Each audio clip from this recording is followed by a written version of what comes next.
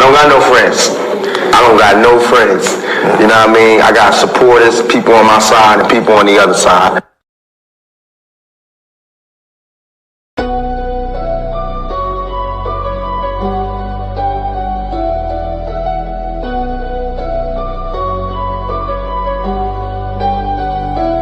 Welcome to the shift where the whole room blows. DMG vibes got the city on go. Stand on what you know, every mind gon' grow. Just you flat, I'm with you, let the whole world know. Paradigm like, yo, shine just right. Respect your view even if we don't align right. We can disagree and still keep the love tight. DMG family, we elevate the mind right. This that channel that be talking back, energy attack. Iron sharp as iron, watch the whole league react. Competition in the building, better tighten up your facts. We ain't clones, but we still mirror how you crack under impact. Every debater work hard, spot a weak, rep fast. You live wrong, paradigm shift and break your stance. I'm the judge, the jury, the pen, the contrast. My bars hit always like a quadruple. Buying the shift where the whole room glow. DMG vibes got the city on go. Stand on what you know, every mind gon' grow. If you black, I'm with you, let the whole world know. Paradigm light, yeah, we shine just right. Respect your view, even if we don't all align right. We can disagree and still keep the love tight. DMG family, we elevate the mind right. We invite every mind, long as you stand on yours. Walking with respect, leave with open doors. Channel stay lit, views jumping off some boards. STL bounce, yeah, the spy from the source. Competitors, welcome, step up, don't fold. We don't fit pressure, we refine under load. Thoughts heavy, we press them till the truth gets told. Shift so clean, it feel platinum even when it's gold. Come through correct, bring your logic and your proof. Speak your truth, just don't run from the truth. We debate with grace, that's the paradigm groove. Flow so smooth, even turbulence move. Welcome to the shift where the whole room go. DMG vibes got the city on go. Stand on what you know, every mind gon' grow. If you black, I'm with you, let the whole world know. Paradigm light, yeah, we shine just right. Respect your view, even if we don't align right. We can disagree and still keep the love tight. DMG family, we elevate the mind right. Where the whole go. DMG vibes like the city on go. Stand on what you know, every mind gon' know. If you black, I'm with you, let the whole world know. Paradigm light, yeah, we shine just right. Respect your view, even if we don't align right. We can disagree and still keep the love tight. DMG family, we elevate the mind right. Welcome to the shift. DMG vibes got the city on go. Welcome to the shift. Stand on what you know, every mind gon' grow. Welcome to the shift. If you black, I'm with you, if you black, I'm with you. Welcome to the shift. We can disagree and still keep the love tight. Welcome to the shift. DMG family, we elevate the mind right. Welcome to the shift. DMG vibe got the city on low. Walk with paradigm shift, keep the road forward.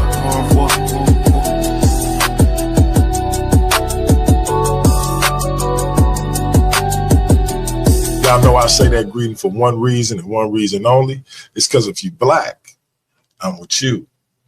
And I hope that you with me. All right, welcome to Paradigm Shift TV 314. This is your brother, DMG the Poet, a.k.a. Brother Pianki, also known as the infamous DMG. We got a powerful show for y'all tonight. We got guests who I've been trying to get for the longest on the panel. So if your brother get a little shell shocked or starstruck, y'all just bear with me. I ain't too old to do all that.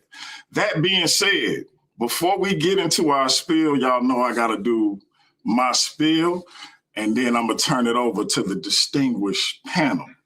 So allow me to say God bless to all my Christian brothers and sisters, Hotep to all my Kemetic brothers and sisters. I want to say Islam to all my Moorish brothers and sisters.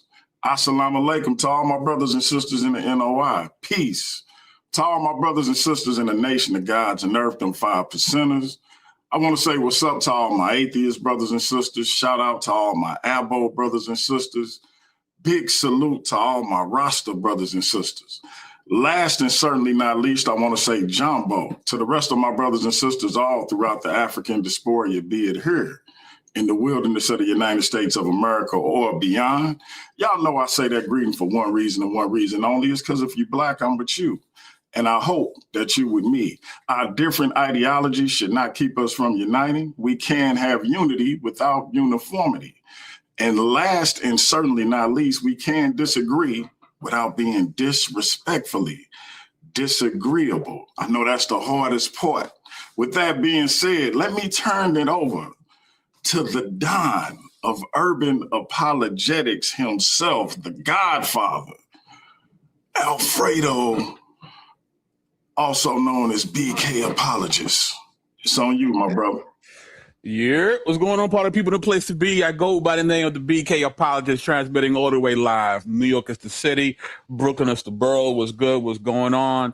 Hey, man, we're just happy to be here. The bodega's in the building, and we just want to come just show love to our brother DMG.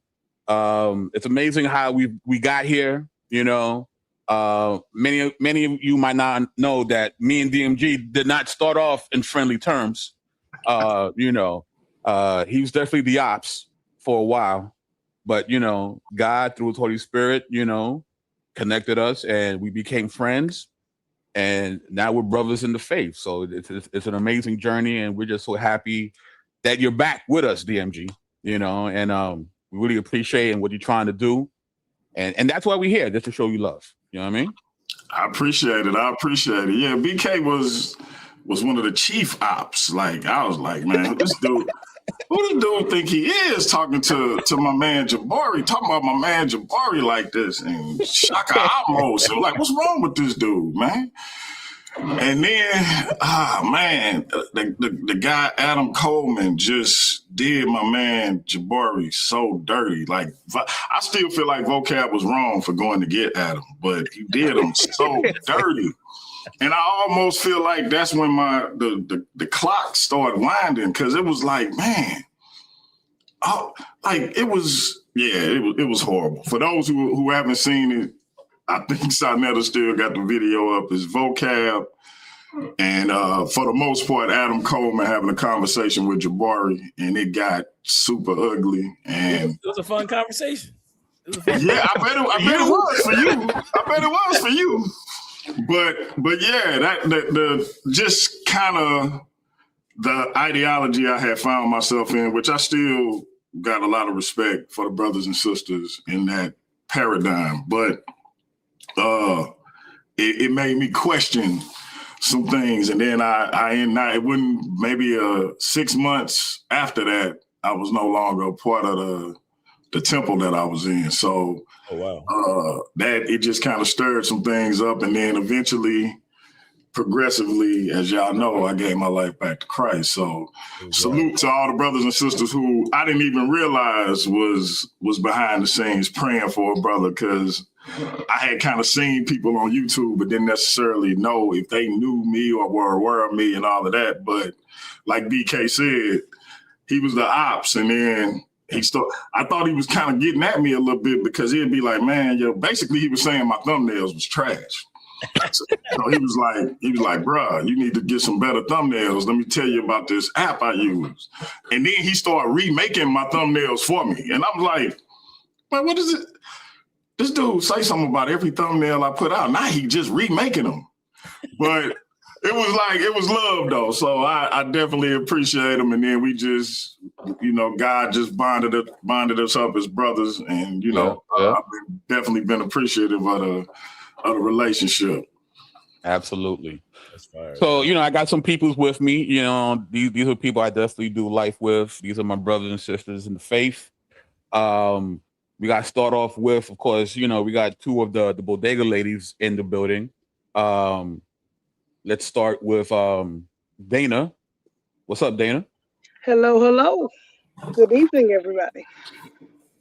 And of course, we have someone that, who frequents the chat quite often here. We have Michelle Turner in the building. What's going on?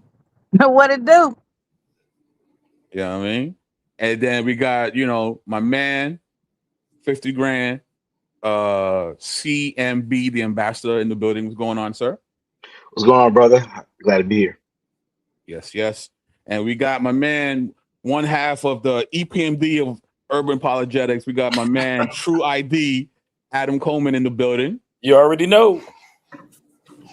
And then, of course, we have the assassin, the sharpest sword this side of the interwebs, Faith with the guys in the building. What's going on, Faith? What's going on, family?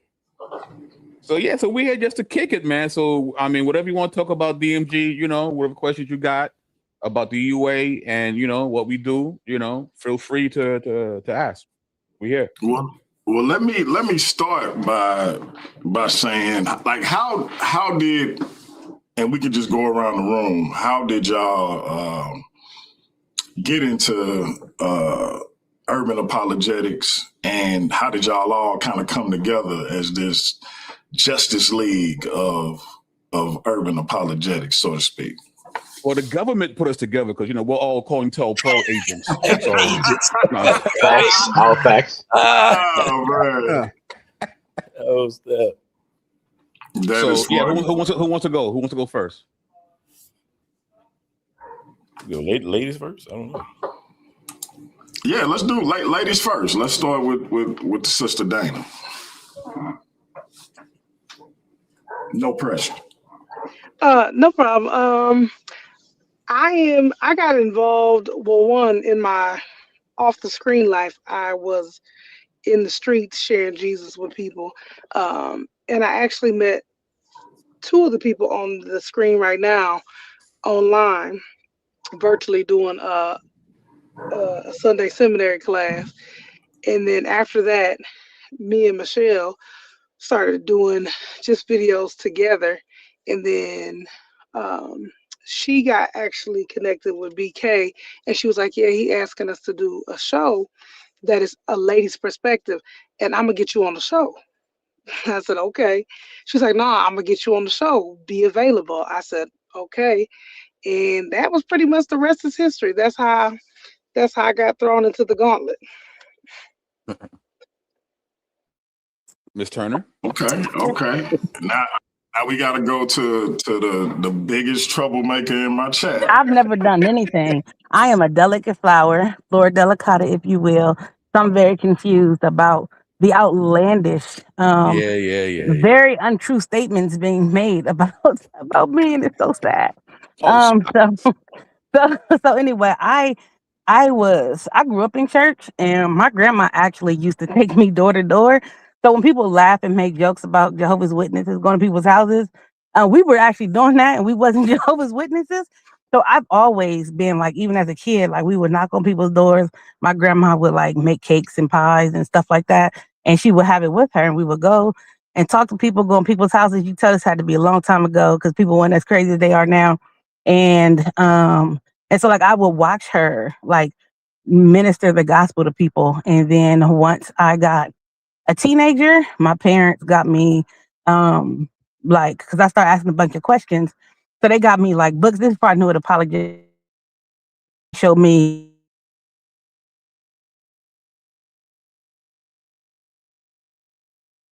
Like when I was in college, I was like outside, and I would minister the gospel to the Muslims, to anybody who listened, the atheists. I've had some very interesting conversations on Ohio State's campus.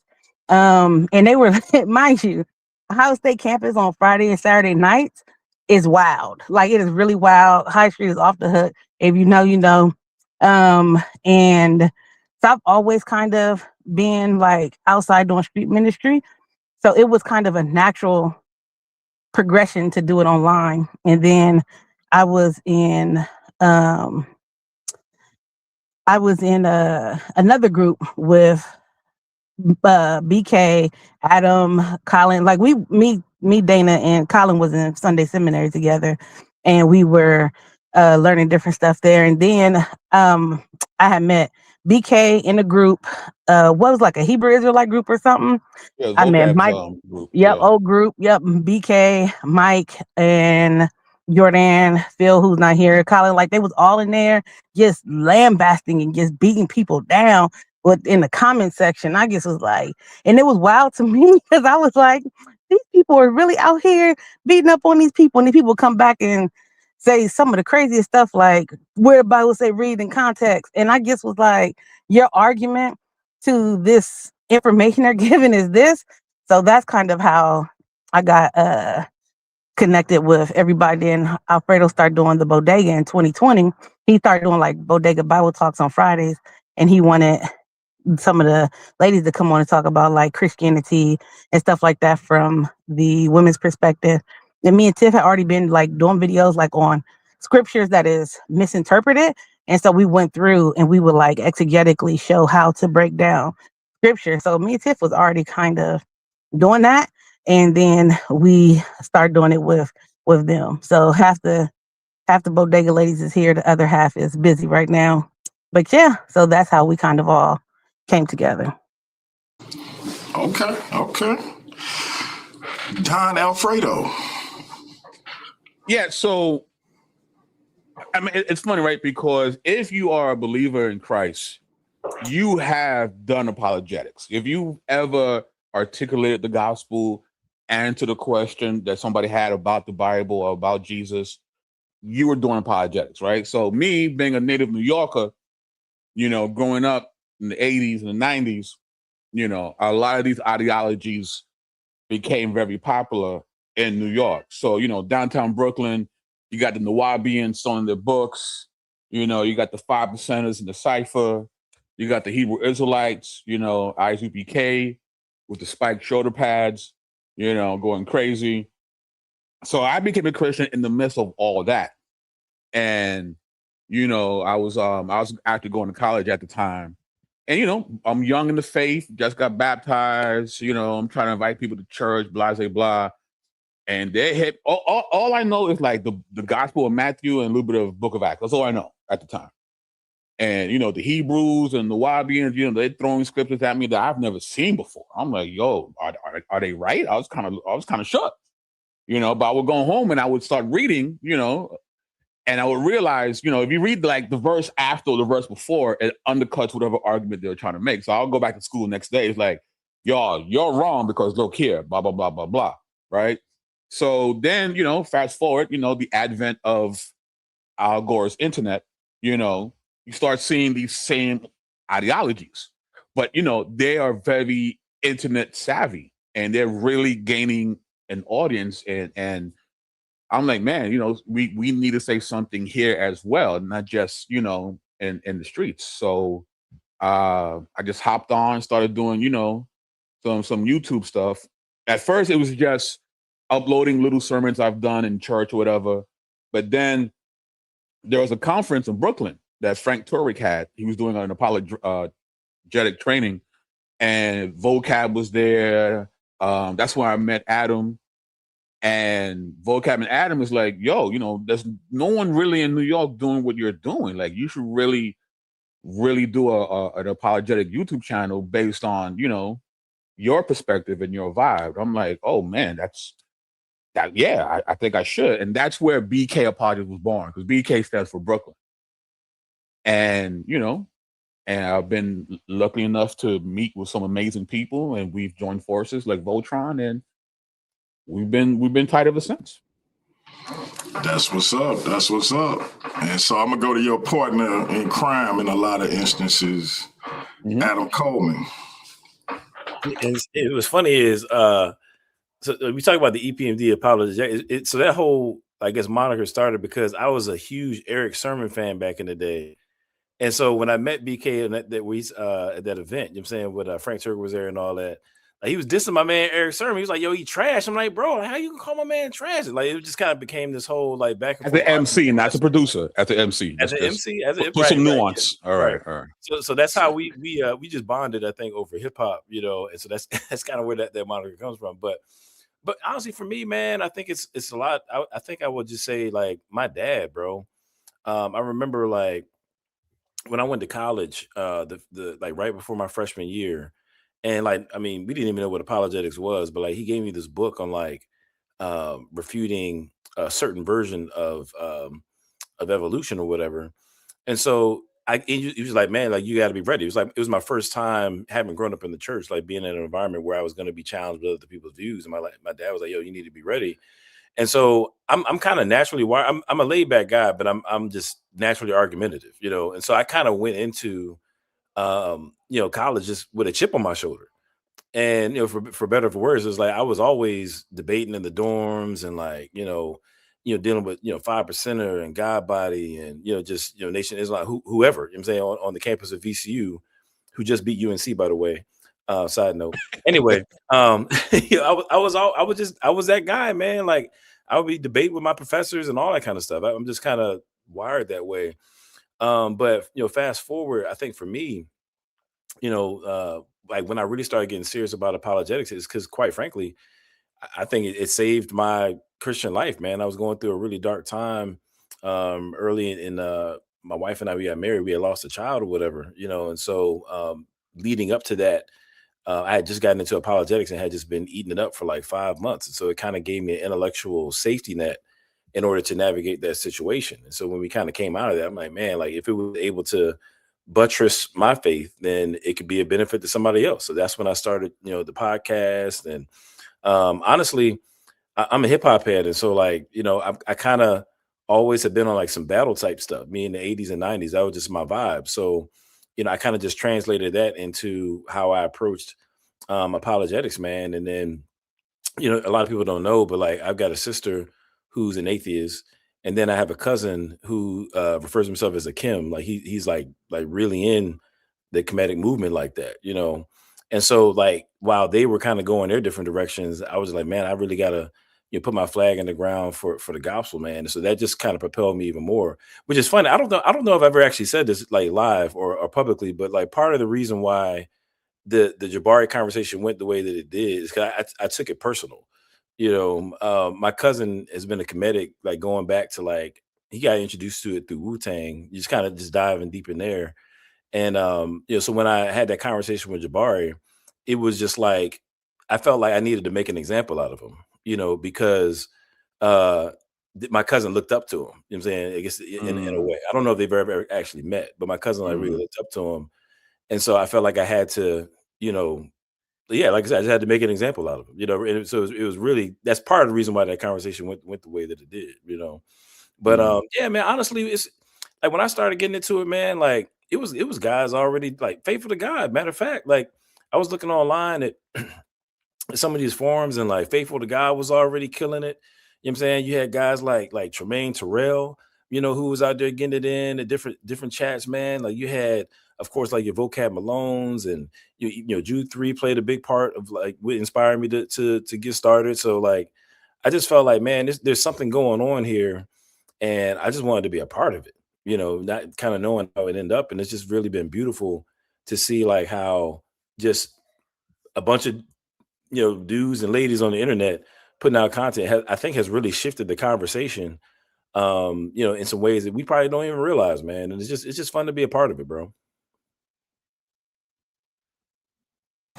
That's actually facts. I think that the way that I seen y'all start to engage with the quote unquote conscious community, it was kind of like it almost kind of took me aback. Like it was y'all met their aggression with aggression, but y'all didn't step outside of y'all Christian values. And so it was kind of deep to see that take place. And it was kind of taking place as I was getting into that community. So I didn't like Adam Coleman either. I was like, man, this dude had a video. And see, I've been to the African village here in St. Louis. Like I met Ray Hagan.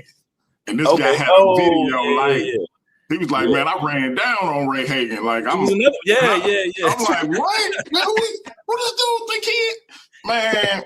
That was wild. And so it's always like when I look back in hindsight, it's always interesting to me to see how God put things in place, because I never even thought when I started my YouTube channel that I would even be engaging with a BK apologist or anybody on that in that level or vocab alone. And vocab, up until I started getting a little momentum, vocab had the highest viewed video on my channel because I'm talking cash money stuff about him, man. He the Vlad TV of the conscious community, and blah, blah, blah. My man G-Con, who lived probably 20 minutes from me, was he reached out like, hey man, vocab wanna holler at you. I'm like, man, holler at me about what? And I had met a brother named Jerome Green, good brother. I had met him in vocab chat. And that's how I kind of started engaging with certain people in these messenger groups. And then I was like, man, I'm gonna make me a YouTube channel. And it's funny because it was Jerome, who was a Christian, and a brother named Antoine, who was a Christian. And I was like, man, y'all like the Jabari and the Polite. At the time, I didn't know Polite was a scumbag, but I'm like, y'all like the Jabari and the Polite of Christianity. Even though I'm not a Christian, I'm like, man, I could bring non-Christians on, and y'all could, like, y'all thorough. And they was young, so it's weird because I'm trying to encourage them in their Christian walk, but I ain't no Christian. And so, and when somebody would talk reckless to them, I get in my body about it and then start talking reckless to them. Man, you can't talk to them young brothers like that. And so when vocab came on, I'm expecting some like an attitude, but he was getting an attitude with Cap and other people that came up, but he never had one with me. And then I realized what happened. I'm looking at my chat. It was like 100 people in my chat, and I probably hadn't been over 10 people at that point. So I'm looking like, wait a minute. This brother just gave me a rub when he could have responded to everything I was saying on his channel. But he came over here and gave me these views. And so I waited till after the show and I told him, because my wife in the chat rooting for vocab, and he's supposed to be my op. And I'm like,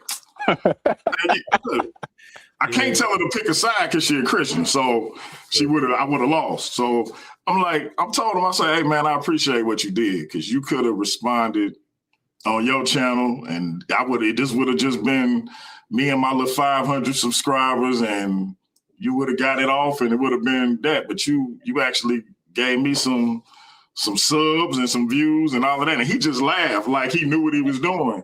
Yeah. And then he started coming on and giving breakdowns on a lot of different things. And me and BK had already started engaging. And it's funny, or funny probably not the right word, but my wife bought me my equipment for my YouTube channel because I had a rinky-dink camera, rinky-dink mic.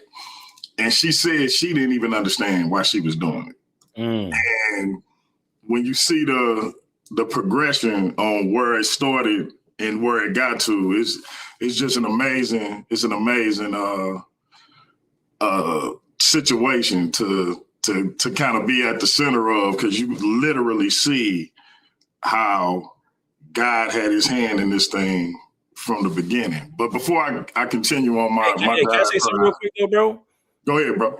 This is something you wouldn't know, man. It's like, what's crazy about it is though, that it goes both ways, because I remember like when you was going through that transition of like, and when we first heard that you had given your life back to Christ, and you just want to say, man, like what you wouldn't realize is at that time, I was going through a real hard season, bro. You know what I'm saying? Like a number of different things. We had a tree fall in our house, and it was just real reckless or whatever at the time. And I was actually thinking about, in some ways, man, just like kind of hanging it up for a while, like just kind of stepping back from apologetics. But I heard your story, and it was just like, man, like that's what it's about. Like this is what we're here for. You know what I mean? And that gave me inspiration to continue going on. So like I know you was joking around earlier, talking like, oh man, like I feel like I'm somebody, but I want you to understand, bro, that your story touched me as well, bro, and that's super valuable, man. I wanted you to know that. That's what's up. That's what's up. I'm not crying. You're crying. Yeah. Look, let me turn my camera back off. Let me go to the assassin of the group, the ISUP. I ain't gonna say ISUPK killer. I don't want Cap get mad at me. Let's go to my man. Let him get mad. Yeah, even though it's true though, man. Even though them words are true now, brother. It's It's a very lot true. of truth in Justin. You know what I'm saying? I stand behind that. Let's go, faithful. Let's Yeah, get I it. mean, yeah.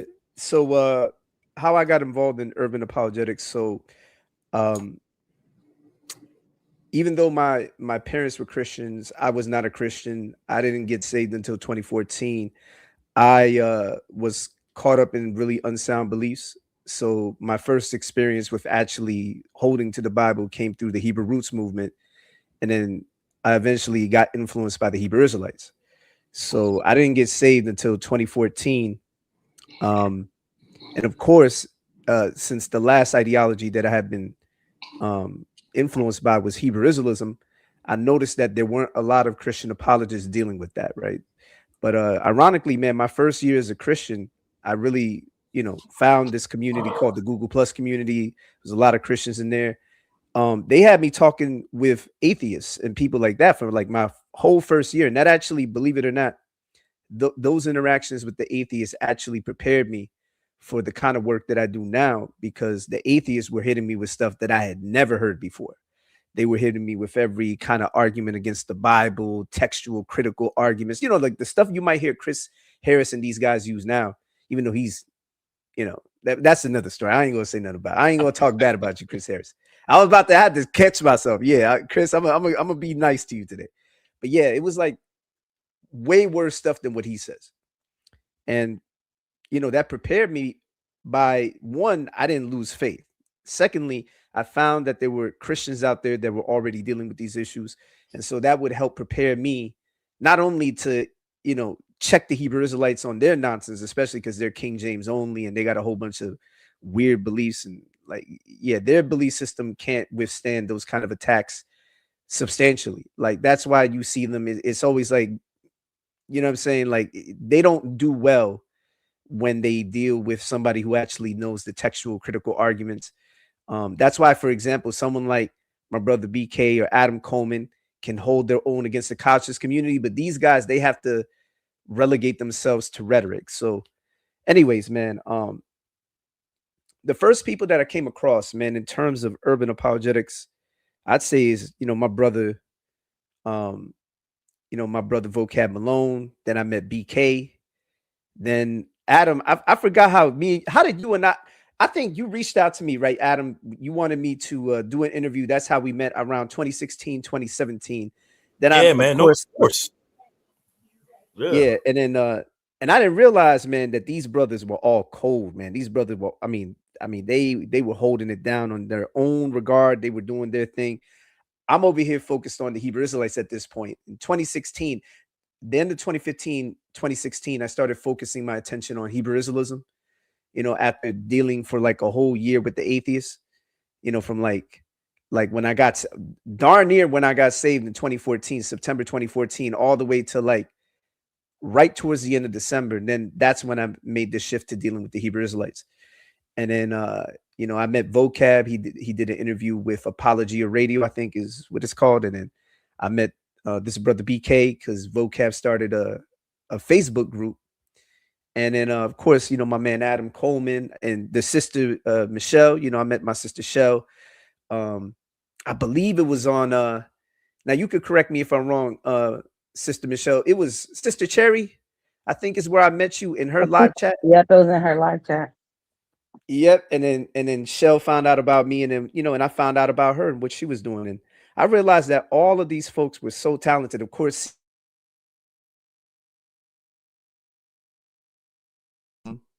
And of course, the sister Dana, I found out about her through the brother BK Bodega Ladies. Shout out to y'all. Yeah, so I really can say that from everybody that I've watched over the years, and it doesn't matter if a person has a big channel, small channel, I've learned from everybody. But in particular, I realize, wow, there's a lot of us out here that have this incredible talent that recognize the issues that are out there, pertaining to us as Black and brown folks, African Americans and Hispanics, and that these groups, because if you've noticed, the conscious community tries to dibble and dabble with some Hispanics here and there, and of course the Hebrew Israelites, you already know about them. there was an importance for all of us to come together at this time. I sincerely believe that we have helped set the groundwork. And of course, shout out to the brother Damon. You know, I know he's not here. Other brothers, Eric Mason, they were already doing their thing. All of us all came together at one point in time, and we set the groundwork for future generations to be able to do good urban apologetics, because we all came from different backgrounds. We all had different experiences. Some of us with Hebrew Israelism, others with the conscious community, others with atheism. And now I think there's a rock solid foundation for Christians, especially Black and brown Christians, to be able to build upon for the future. Because it seemed for a while there that we didn't really have that. Like the urban landscape, you had people that were already doing things, man. Shout out to all the pioneers in the past, but it felt like there was a more pressing need for it in modern times, especially with the advent of the internet. But anyways, I'll land there. Yeah. Hey, I want to give a shout out to G-Con too, bro. You mentioned G-Con earlier, man. And I haven't seen that brother in a long time. I haven't spoke to him, but I remember like when I first started, like clicked up with Faithful to God and whatnot. Like he was one of the main dudes that was holding it down too, man. And real rap, he's one of the most brilliant brothers, you know, that I had the pleasure of like tag teaming with, man. So you know, he definitely inspired me as well, bro. G-Con was that dude. I ain't seen him in a minute, but he was that dude. Yeah, G-Con, man. I didn't realize he was from St. Louis until, you know, my whole I went on my little diatribes about vocab and he reached out. But yeah, real good brother. And hopefully we'll see him get back on YouTube and all of that. I think he been making his bones in Clubhouse more recently though. But last and certainly not least, CMB the ambassador. Talk to us, bro. Answer the question how we got started in urban apologetics. Quick background.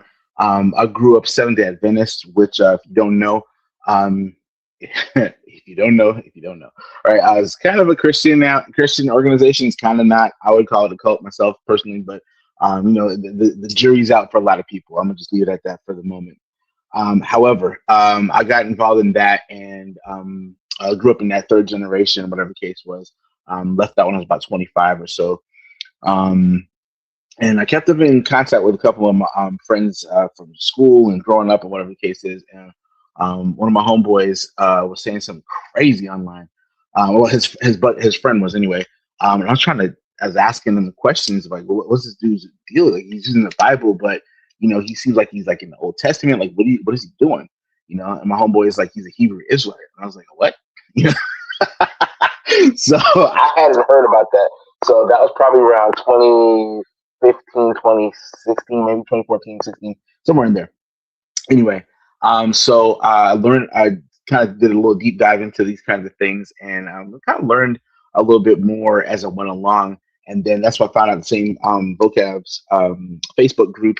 I've seen people talk and whatever the case was, and I was like, this doesn't seem right. You know what I mean? And some of the stuff, come to find out that a lot of Hebrew Israelites that were relatively prominent at the time were actually at one point Seventh-day Adventists, right? And so I was able to refute some of that stuff based on what I knew that was not true from Seventh-day Adventism, some of the arguments about different things.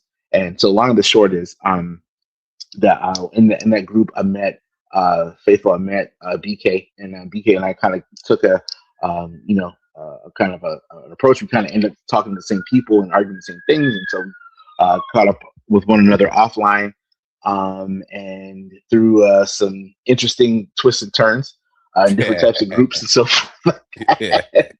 You know, shout out to BEC, Black Empowerment Christianity, AO Green, and all the rest of them in the group. Right. That was some wild times, you know. So we were able to participate in that kind of thing, and move on from there. So after that, some things kind of changed with that group or whatever. BK and I ended up sticking together. You know what I mean? As far as like the content and the personalities kind of vibe and all that kind of stuff. And then from there, man, DMG, you mentioned like the rinky-dink cameras and mics. We know about that. Oh yes. There's some lost footage out there with some grainy footage You know what I mean? It looks like there's a Gluta tapes, whatever the case is. But it's kind of wild stuff, man.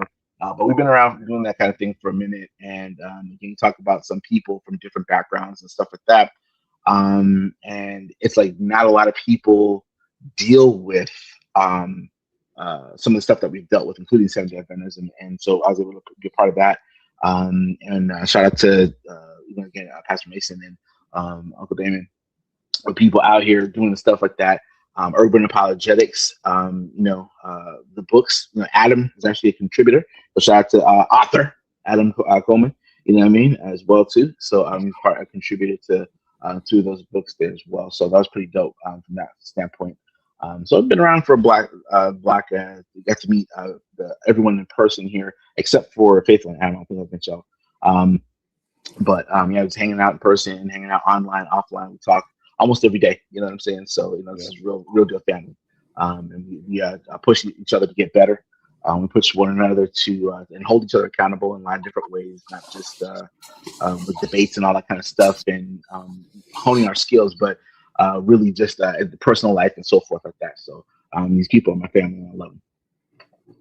I just want to piggyback off the whole family thing that Colin said. I will say we have all met each other. Except I think with the exception of Faithful, I don't think he's met everybody on here. But we have actually sat down, enjoyed each other's company, laughed, had get-togethers together and everything, because it's not just, we're doing this for, just the internet. We're actually family. We actually love each other, pray with each other, pray for each other, discuss, different apologetic techniques and what's going on and how we can contribute to being better Christians. And it's not just about, how we're going to be the Hebrew Israelites. Iron sharpens iron, and we definitely sharpen one another. We, if one of us got a line, somebody's going to say something. It's typically Alfredo who's the peacemaker who want to say stuff to everybody. But but we can, and we have those kind of relationships where we could do that with each other. I'm not in fear. If I'd be like, hey, that's something that you probably shouldn't have said or you misspoke. We accept that with each other. So it's not just, it's the online conglomerate. We actually love and care for each other. That's what's up. That's what's up. Shout out to my man, Nobody, from Trust and Believe the Gospel. My brother, this was another brother who was supposed to be an op, and we just ended up vibing, and he probably one of the people I'm closest to online and in real life. Shout out to my man, Big Hemi, in the building. And we got Shotty Mills in the building as well.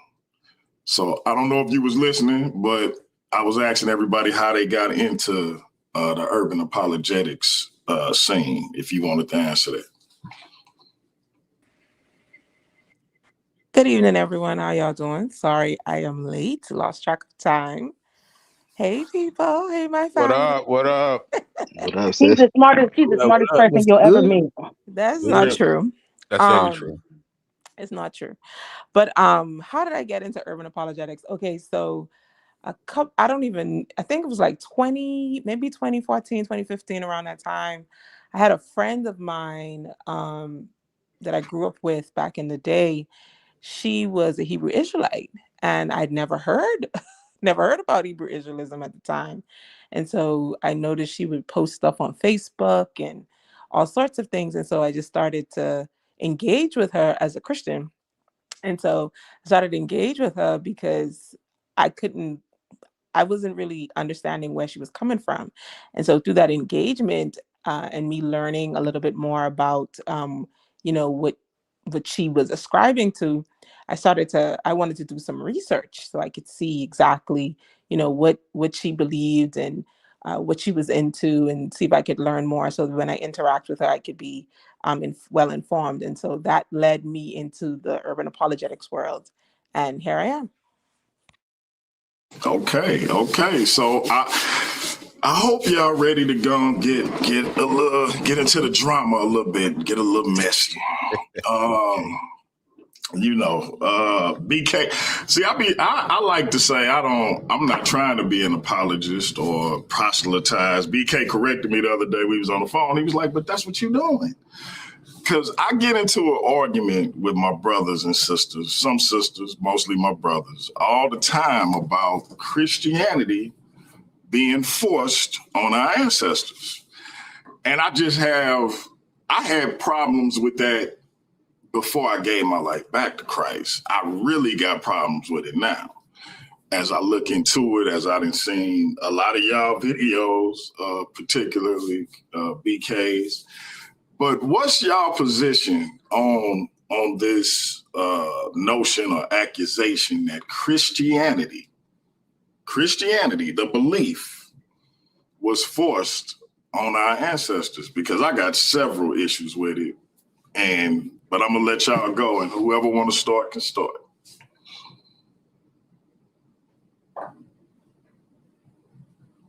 Yeah, y'all. Y'all want me to start? I'll kick it off. You know what I'm saying? Go ahead, Miguel. Go ahead. Go ahead. Yeah. So it's DuckTales, because we know that Christianity was in Africa well before it became one of the dominant religions of Europe.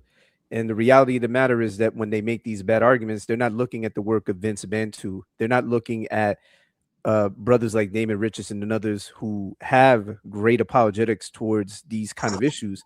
They're not checking out BK. Like BK has a video talking about the black church, and whenever these guys are making their arguments, they don't realize that the black church is the backbone of everything that is relevant to the betterment of social issues for black people on this side of this world. Let's just keep it funky. If we're going to be honest, the black church was doing this thing. We could go back to the time even before, like, look at Frederick Douglass. He could make a clear distinction, a line of delineation between the Christianity of Jesus and the so-called Christianity of the slave owner. I mean, how is it that he can make that line of delineation? Does he sound like somebody that was manipulated masses Christianity? No, of course not. It's absurd. Wait a minute, Faithful, if I may, before somebody else goes. Yeah. And I'm just asking for clarity real quick. Are you what we would call black? It depends on who you ask, but if you want to know, are black people in my bloodline? Absolutely, for sure. Yes, in my bloodline, yes. But it would depend on who you ask, man. You already know how that goes, because I'm Puerto Rican, I'm Latino. You already know, depending on who you ask, you're going to get different answers. But do I know for a fact that I have black people in my bloodline? Yes, I know that for a fact. And so you've taken the time to actually study what your ancestors believed and didn't believe, and how this situation transpired, as opposed to just picking up somebody else's narrative and believing that. Yeah. My man. Exactly. The thing is, so here's the thing, right? Because as a Latino, your average Latino is going to be admixed with the West African, the indigenous, and of course, you're going to have the Spanish. But here's the thing. When you look at the history of indigenous people and the West Africans that were brought over here forcibly, you start looking at the history of these people groups.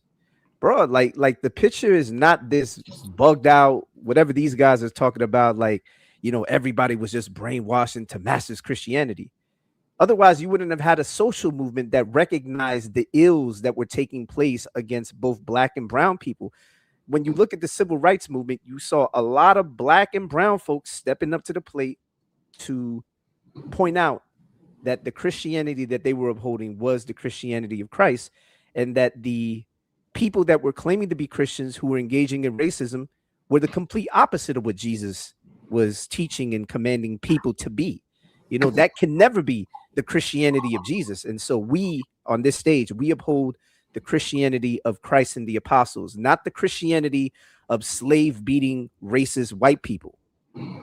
So there's a huge difference between that. And I think you can recognize that, because even today, you believe in the Christian faith as laid out in the scriptures, as do we. We're only holding to what the apostles' doctrine is. We're not holding to what racist white men did after the fact. And there are a ton of people who do evil things. Now, imagine if I started pointing out all these guys, these bug outs in the Hebrew Israelite community that have done atrocities. And I try to say, see, that represents all of y'all. I'm sure your average Hebrew Israelite isn't going to want to be associated with Yahweh ben Yahweh or the guy that killed MLK's mother, right? He was a Hebrew Israelite. They're not going to want to get associated with the dude that shot up the mosque and all that. They're going to say that's not us. Mm-hmm. But what they're doing is a logical fallacy. Yeah, Yep. they want to lump every Christian into every atrocious category they possibly can. If this preacher did something deplorable, that's a mark on all Christians. But if this Israelite do something deplorable, oh, I'm not associated with them. Exactly. It's a double standard. It's special pleading. That's a logical fallacy. So you ever heard the adage, rules for me and not for thee? So it's based on that logical fallacy, the association fallacy. Bro, if you go down the list of all the logical fallacies the conscious community and Hebrew Israelites commit, brother, it'll blow your mind. You'll realize how illogical these guys are in their conclusions, because they can't make a distinction between what we believe and the people that we're all collectively against believed, right? I don't think you and I rock with the white slave owner that was beating slaves. That's not us. We don't see that person as a Christian. We don't see that person as a part of our community, right? Exactly. Like we don't see the white slave owner that was how do I say, because I don't want to get your channel, who was violating women. I'll say it that way. I'm gonna put a mild way to say it. Graping or violating. Graping. Yeah, graping. You know what I'm saying? With the G. Yeah. We don't see none of those guys as being members of the body of Christ. Because we know better. We know what the Bible teaches. People during their time didn't see them as Christian. You had a contrast to them in Christian abolitionists that nobody ever want to talk about. Right. I mean, DMG, plenty of times, on this channel, we've talked about the slave narratives, right?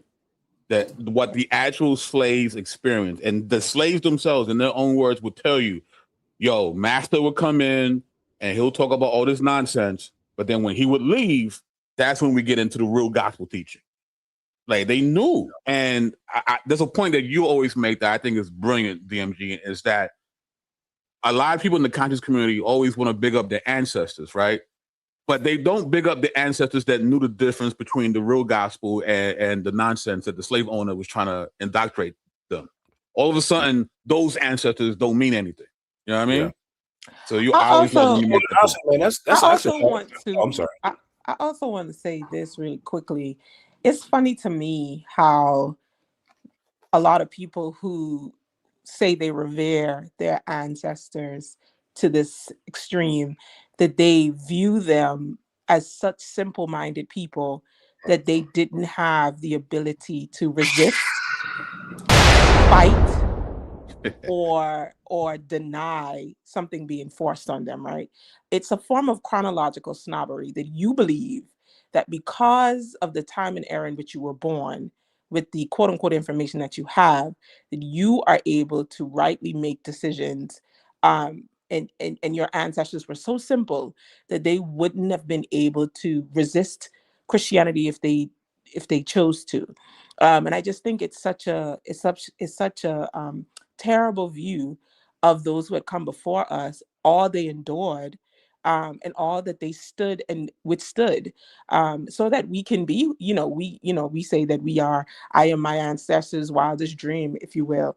And so it always bothers me that people who have such a high regard, as they say, for the ancestors would then treat their decision to believe in the gospel as if they're mindless twits who couldn't make a choice or resist. When we read the narratives and we read the actual stories of people who were enslaved, and you see them saying differently, that not only did they decide to believe the gospel, that they knew the difference, and they would reject what the slave owners would try to force on them. So that's my little five cents right there. So revere your ancestors and respect the fact that they were logical people who were capable and able to resist any type of oppression or tyranny and stand for what they believed in. And many of them believed in Jesus. Amen.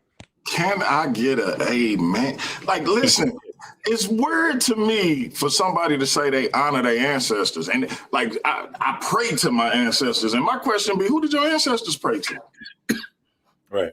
Like, it's bugged out that you respect your ancestors so much, except for the fact that they was Christians. I mean, that's what it really comes down to. Is when they say they respect the ancestors, really what they're saying is, I respect the ancestors that fall in line with what I believe they should have been doing at that time. The ancestors that agree with me, because the reality is, like, there's a spectrum of beliefs all throughout our history. That's just unmistakable, and that spectrum includes Christianity. And so for me, man, like, I'm really just kind of hearkening what everybody else said, but that's kind of where it started for me. It's like it started with the slave narratives. Like actually reading my ancestors in their own words. That set me free. And I'm like, honestly, when people come at me with that now, I'm like, well, what have you read?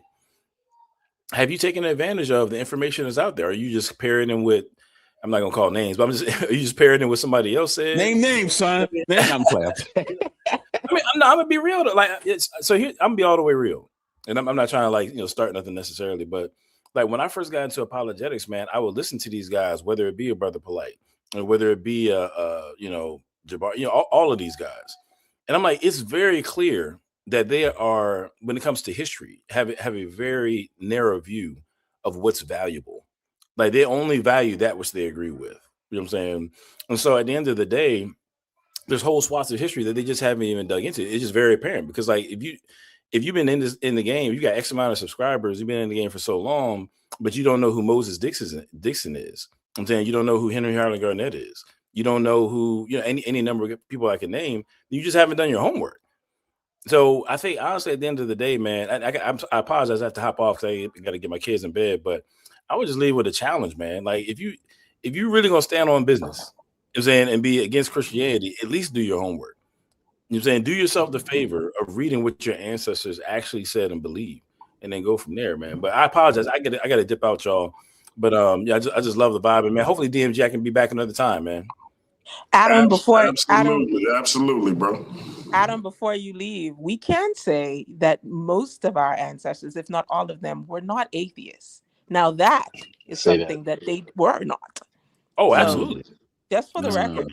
Right. And you can read more about that in Urban Apologetics. Adam wrote a chapter on that in Urban Apologetics for sale on Amazon and wherever books are sold.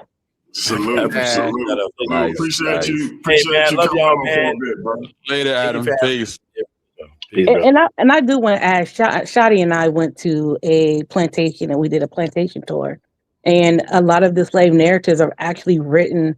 It was like a big, was it like a stone or like a structure?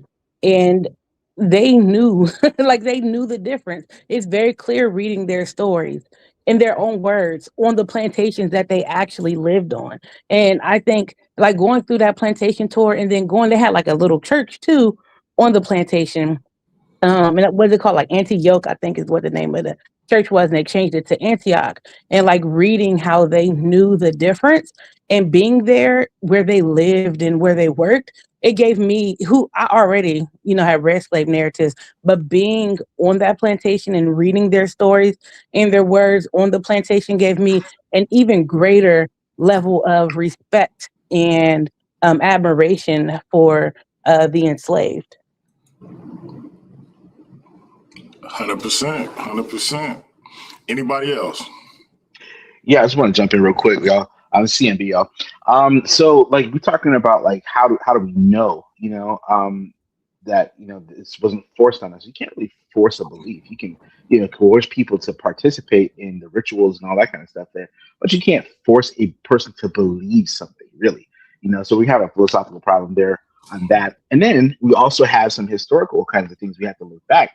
And we can look back at the history of North Africa. We can look at the history of like East Ethiopia into the into that region there, and even in your scriptures, it'll tell you a lot of different kinds of things.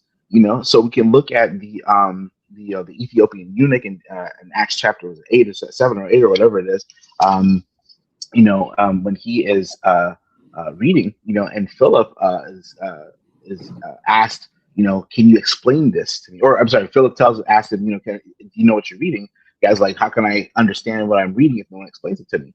And so Philip gives him a gospel presentation. He says, well, let me get baptized right here, and he's on his way from Jerusalem going back to his home country, and we know that it's not, maybe not have been the nation of Ethiopia. I know BK can talk about it a little bit more in detail, more about that stuff. But I mean, he's going back to his home. And then not only that, but you can go even further to Acts chapter 2 on the day of Pentecost. So this is 50 days after the resurrection, right?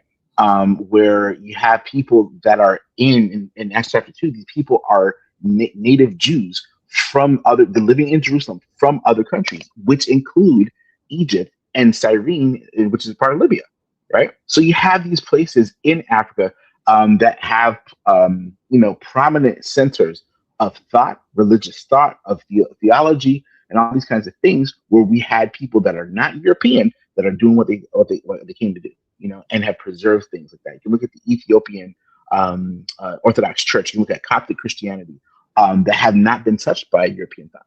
You know what I'm saying? So you have all kinds of things, and we can make arguments about, most of us have ancestry in West Africa. You know what I'm saying? And that's all good. But then that goes back even before the slave trade anyway. You know what I mean? So we have to really be honest with this research. I know we joke around a lot, but if y'all are getting your history from Babylon to Timbuktu, do better. There is. And so I just want to say I appreciate each of y'all perspective, and Michelle probably at this point is the most familiar with my arguments, but I see my brother Hurt in the chat going crazy. And Hurt, come on, man. Me and you gonna have that conversation, bro. We gonna have that conversation. But it's crazy to me because I asked somebody, I think it was Hurt. I think it was you, Hurt.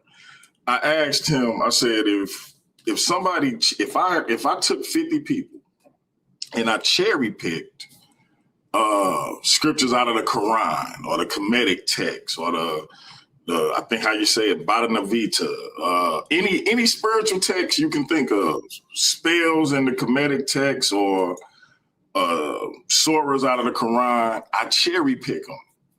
And I don't give the people the whole corpus of these manuscripts, but I try to force feed them and push it down their throats that this is what they're supposed to do. This is Islam. Once they got back out into the world and escaped me or whatever happened for them to get back into the populace, as they explain their form of Islam or their form of Kemeticism, if I say, hey, the basis of Kemeticism is alternative lifestyles because of what happened with Sutek and Heru, and Gail pointing his, at his, y'all know the deal. Right. So if I said that was the basis for it, every Kemetic practitioner and those who have a cursory knowledge of what it is to be a Kemetic practitioner would say, no, that's not Kemeticism.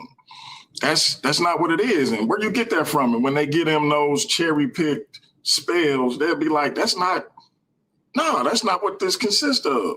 Same thing with the Quran, same thing with any other spiritual book. But my man Hercules, he agreed with me. He in the chat going crazy. He agreed with me about the Kemetic text or the Quran or any other spiritual book. But when it came to the Bible and Christianity, he says, it would still be Christianity.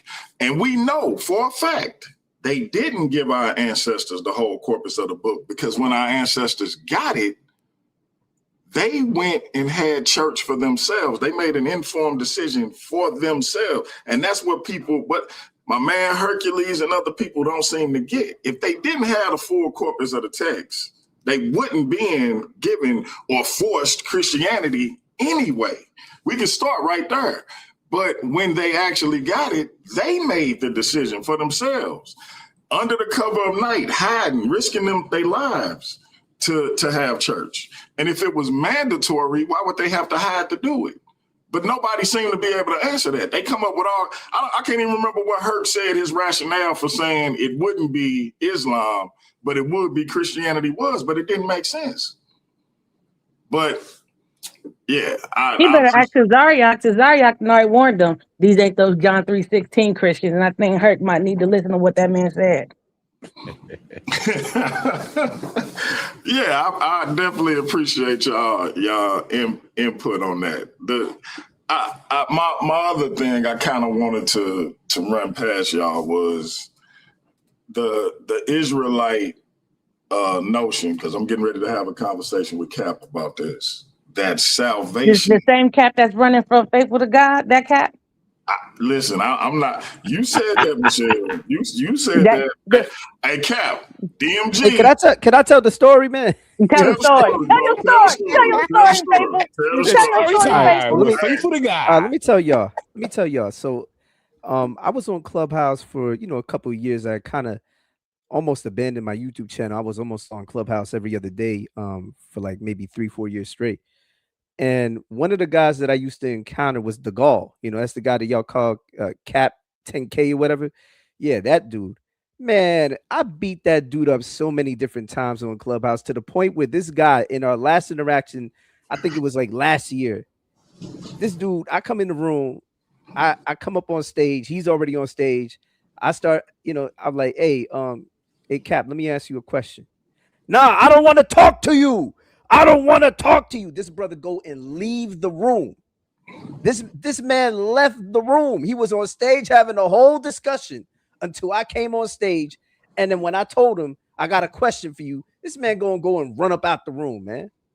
Yeah, man. Like, hey, it is what it is, man. And wait a minute. It's so bad that the Hebrews keep taking so many L's, that they don't want to talk to, because Tazariak was actually supposed to have a formal debate with Faithful to God too, and somehow he wiggled his way up on out of that, and just to get beat down by Adam and BK. I was just about to say, I think Adam and BK got him because he didn't know who they was. DMG, on my YouTube channel, there's a video that we recorded from Clubhouse. This is before Clubhouse used to record rooms. Tazariak literally ran from a discussion with me. It's on my channel. Just put in Tazariak runs from Faithful to God, or you put that into my channel. You'll see. Matter of fact, I'll even link you. Matter of fact, I'm gonna link. I was just about to say, Michelle, get that for us and throw it in the chat. Yeah. Listen, I see Faithful, like he'll go live, right? And he'll put, listen, I'm live. Any Hebrew wants to come on the panel and debate, we could do it. 9 times out of 10, he can't get nobody on the panel, bro. They won't come up. Bro. I'm gonna put this. I'm putting this in the private chat. Let's be real. I mean, the track record, even from back in probably like 2017, 2018, we would see Faithful crushing people all day. You know what I mean? Yeah, in Facebook, right? Yeah, and going I remember that. And it was crazy. You know what I'm saying? Yeah, bro. Yeah. Listen, if I tell you, every major Hebrew Israelite, that dude We Woke now got like 100,000 subs, man. Called him out. He don't want to debate. I still got the matter of fact, BK. Didn't we set up a private chat with that man to do a debate? He didn't want to debate. You and I were in that chat. You still have access to that chat. Called out Tazariak. Can't get him to debate. He doesn't want to debate the validity of the 12 tribes chart. Called out Alazar, Guerrilla Hebrew. He don't want to debate. Deacon Akah or Priest Akah, he's going out. He doesn't want to debate. Priest Danyala called him out. Doesn't want to debate. Kadazar doesn't want to debate. None of these guys want to do. Ron Dalton Jr., Hebrews to Negroes, called him out. He don't want to debate. Man, it is what it is. Man. Yeah, Faithful was. That's all facts. That's all facts. What you think about Faithful versus Elder Yara? Oh, Faithful was Yara ain't ready for Faithful. I know he might beat up on these little Hebrews who don't know much on here. Yara he might be able to beat up even on the NOI dude Khalil, but he ain't ready for Faithful. And that's Faithful the thing. Is top tier. He is when it comes to Hebrew Israelites, top tier. Look, that's why. Look, I'm telling you, I have personally behind the scenes. I ain't talking about him just beating people up. I've seen him behind the scenes. Like I ain't gonna lie. Like I used to be like, "Yo, you want to talk to my friend Faithful?" And they'd be like, "Oh yeah, go ahead." I've seen him wash Hebrews, and so and it was like, and it'd be bad too, and it was just like it was worse. So I've watched him like beat up on Hebrews all the time. Real quick, y'all, real quick, because hey, Hercules, you my brother. You still gonna be my brother after this. I want you to know that. But you did this to yourself. I'm gonna put what he put in the chat up for y'all to read, and just please respond to this.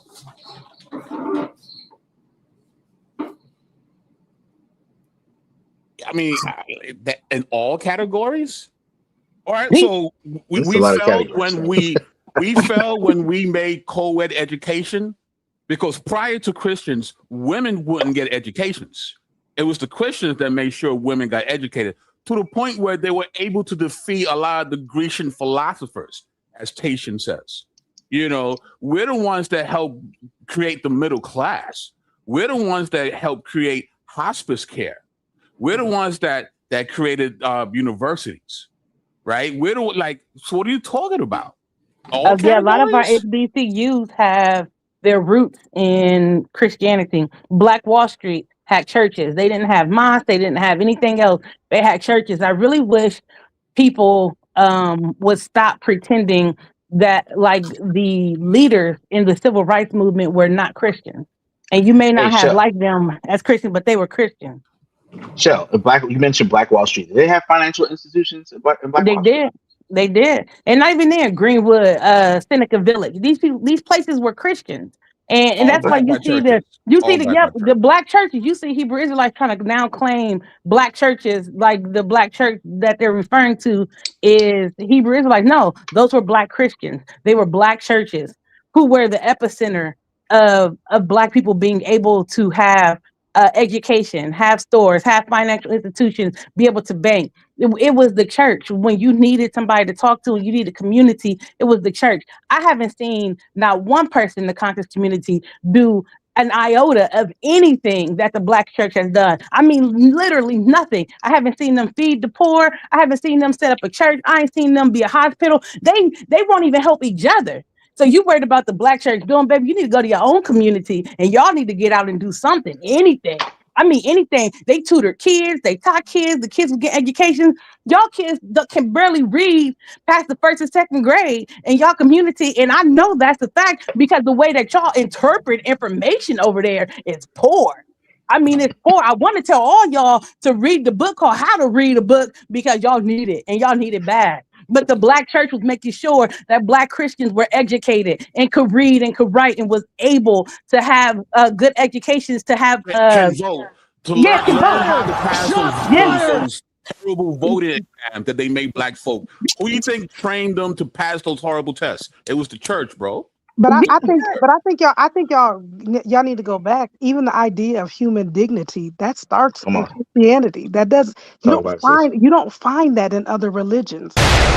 We don't have a God that looked at humanity's plight, looked at the fall of humanity, and stood there. He said, instead, we have a God that stepped out of heaven into humanity and lived the life that we are called to live in, and not capable to what? Substitute, to sacrifice, to be, to understand, to know. Like we got to go way back. Y'all talking about all, and I love all the things that y'all mentioned, but the idea of human dignity is foundational to the gospel message. Like, so there's no failure in Christianity for black people.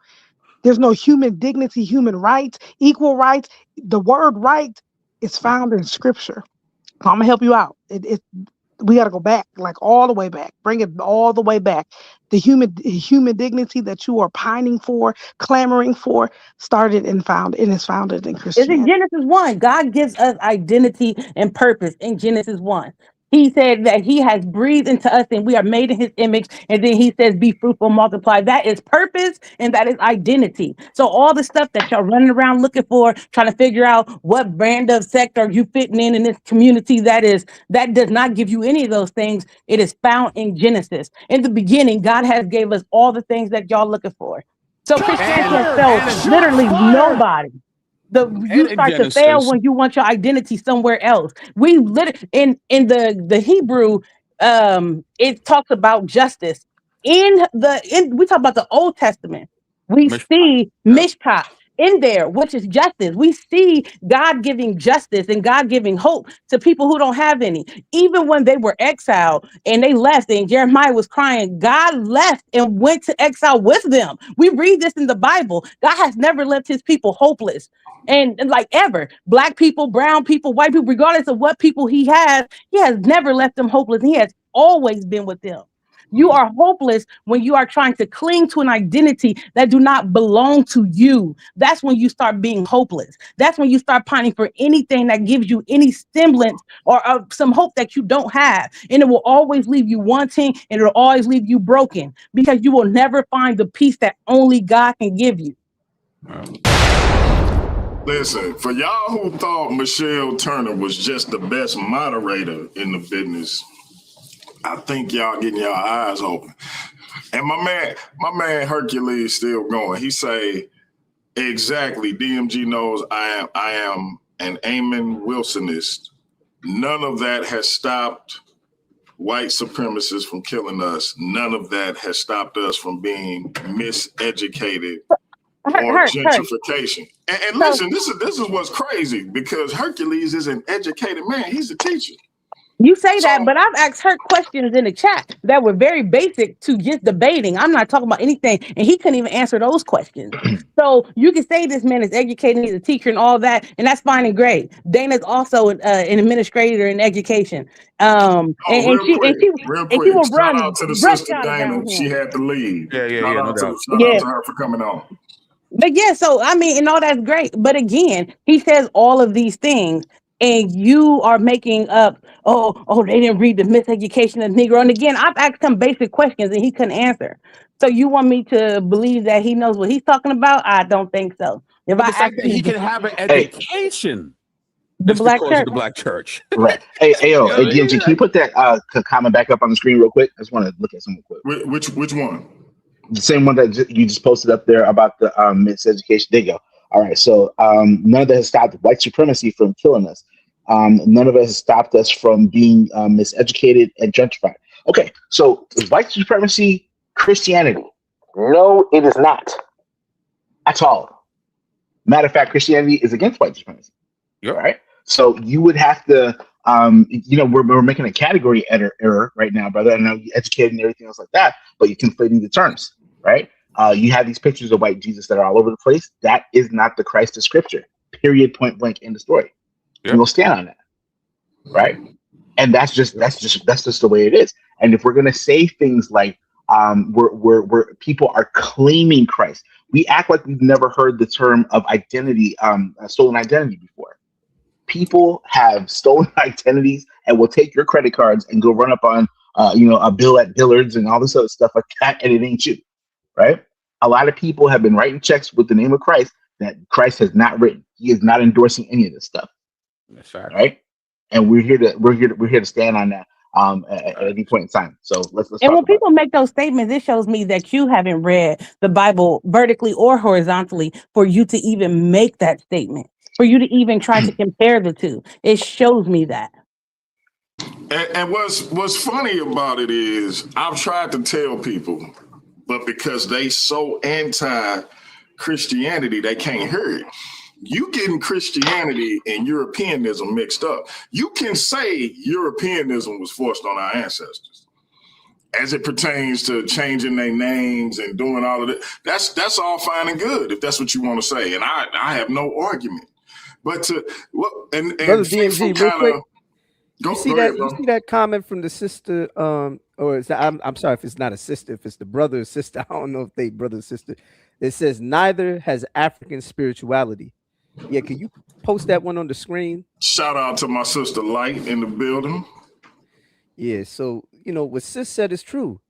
Neither has African spirituality. Let me ask y'all something. Where were the Kemetic gods when all best? Where were the Netaru? Where was that? Where were the Netters when black and brown folk were getting shot shot down by the cops and Our tomb. all that Where was our tomb, son? Where's our tomb at? Hercules, talk to us, man. And that Faithful basically kind of got into my next question. Like, why is it so hard for people not to be able to understand that Christianity is not part and parcel with white supremacy? Why is that so difficult? Because even when I was dubbing myself, when I was a Kemetic saber at the temple of Het Haru, I never believed Christianity and white supremacy was part and parcel to one another. Because shout out to Evangelist Paula Turner down at Bethel Christian Assembly. She always holler at me, or she would, even when I was outside of the faith, she would holler at me about doing the Black History program. I love history. And history just don't coincide with Christianity and white supremacy being part and parcel to each other. And if I feel like me with my GED education, if I can understand that, I don't know how these quote unquote Black scholars and educated folk can't understand that. Because they haven't read the Bible. They don't know what the Bible teaches. What they're doing is they're like, oh, look at these people acting like this. And because they name the name of Christ doesn't mean that they are actually doing what the Bible teaches. And those are two different things. What is actually being taught and what is being lived out by the adherents may not be the same. So when you judge people or a group or an ideology, you need to judge it by the actual tenets, because all the adherents may not be living it correctly. Like, that's like me saying, oh, I'm going to base Islam off the Nation of Islam. Like, I mean, you can't do that. Hey, they're not even the same. But if you're doing stuff like that, you are being very ineffective, and you even having a monochrome or a clue of what is actually being taught in that ideology. Right. There's many variables that's involved in answering that question, DMG. I'm going to give you one, right? Paul tells Timothy in one of his letters that there will come a time when men will not put up with sound doctrine, but gather among them a great number of teachers to hear what their itching ears want to hear, right? For many of us, we don't want to follow the Bible, right? Because we don't want to be held accountable for what we do.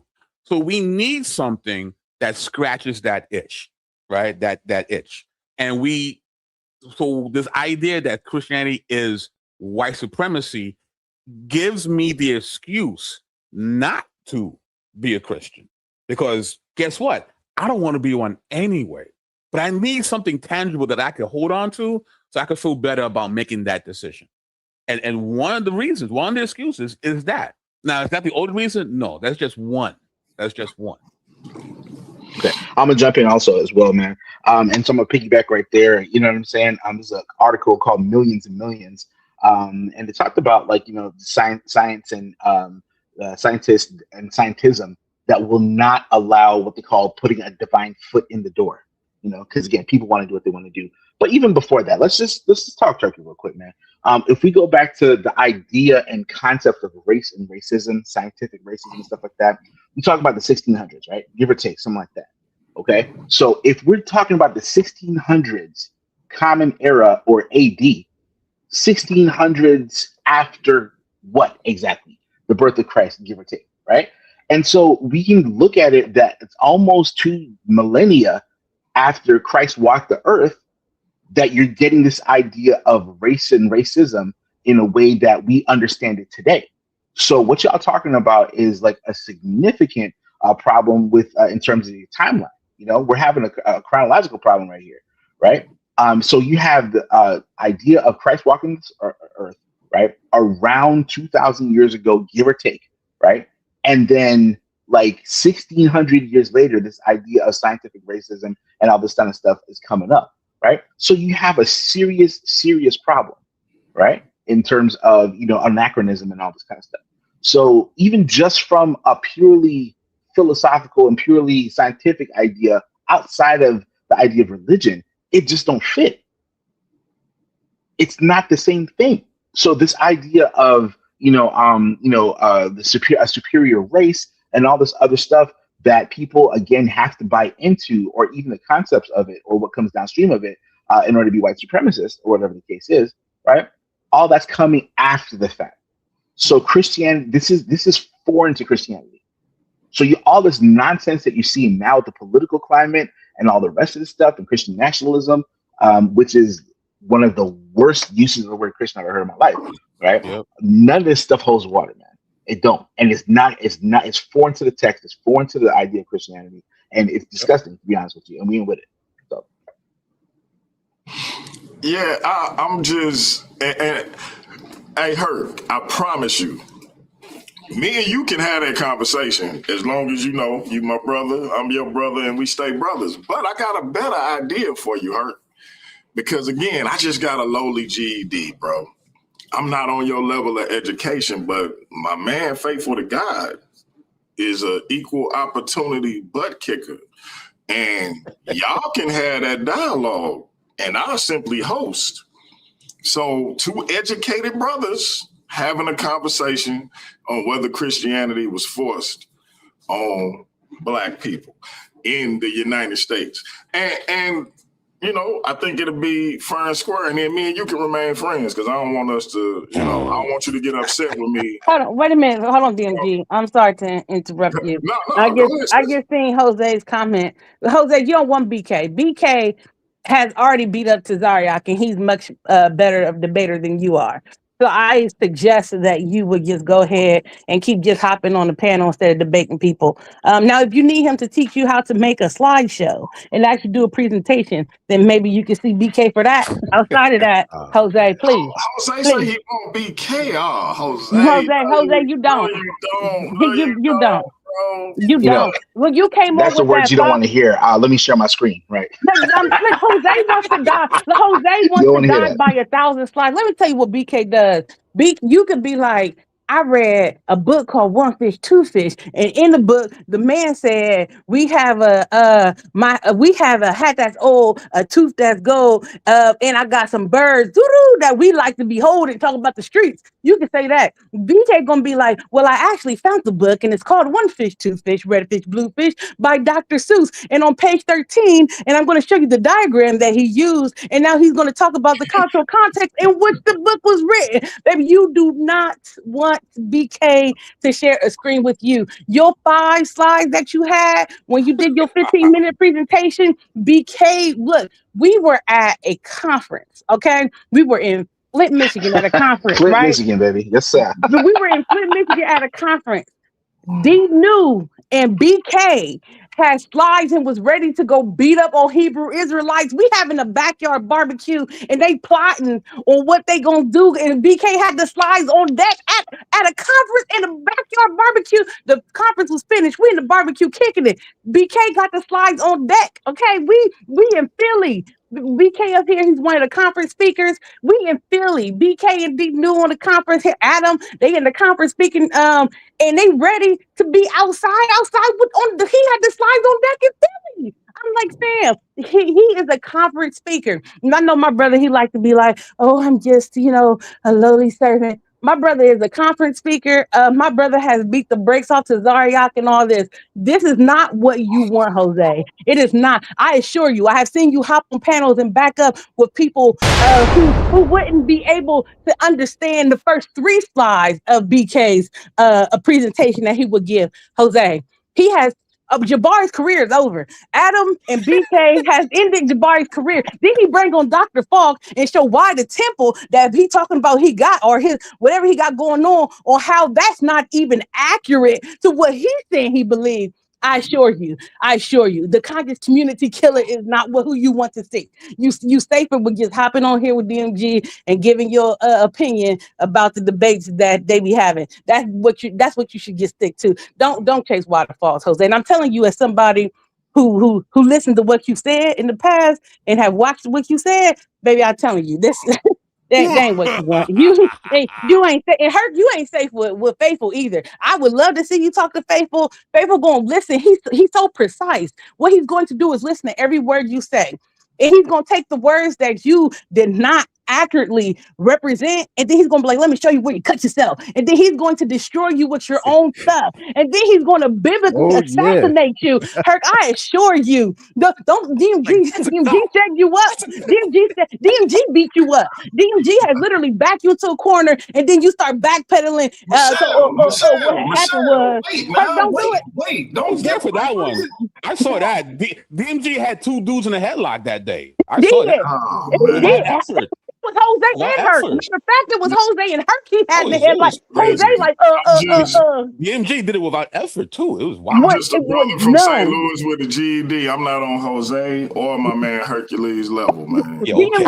All right DMG then. had both of them beat down in the I was cat. there for I'm that just one. saying. I was there for that one, bro. So to the person that is talking about Christianity being forced on the enslaved, I think it would do you some justice to just take a just a meander down the halls of history.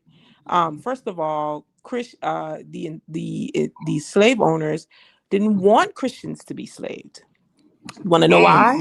Because they knew they were afraid that if the enslaved would actually be would if a lot of them or some of them who weren't Christians, if they would become Christians, they wouldn't be able to enslave them. Do you see that? They didn't want them. They didn't want them to become Christian because they knew that if these are my Christian brothers, I couldn't enslave them. That's actually historical fact. They Yeah, didn't want enslaved that was at getting their first, freedom. The What enslaved right? was the people were coming sister? over here was getting their freedom. So What was the first, sister who won the lawsuit because she was a Christian and deserved to be set free in Yep. accordance with the law?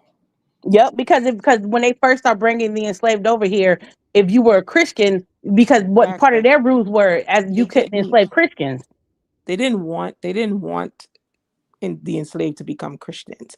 And this is why we have the thing called the invisible institution. I don't know if you've ever heard of Talk that. about it. Talk They about it. call the church the invisible institution because the enslaved had to sneak to be Christian, to have services.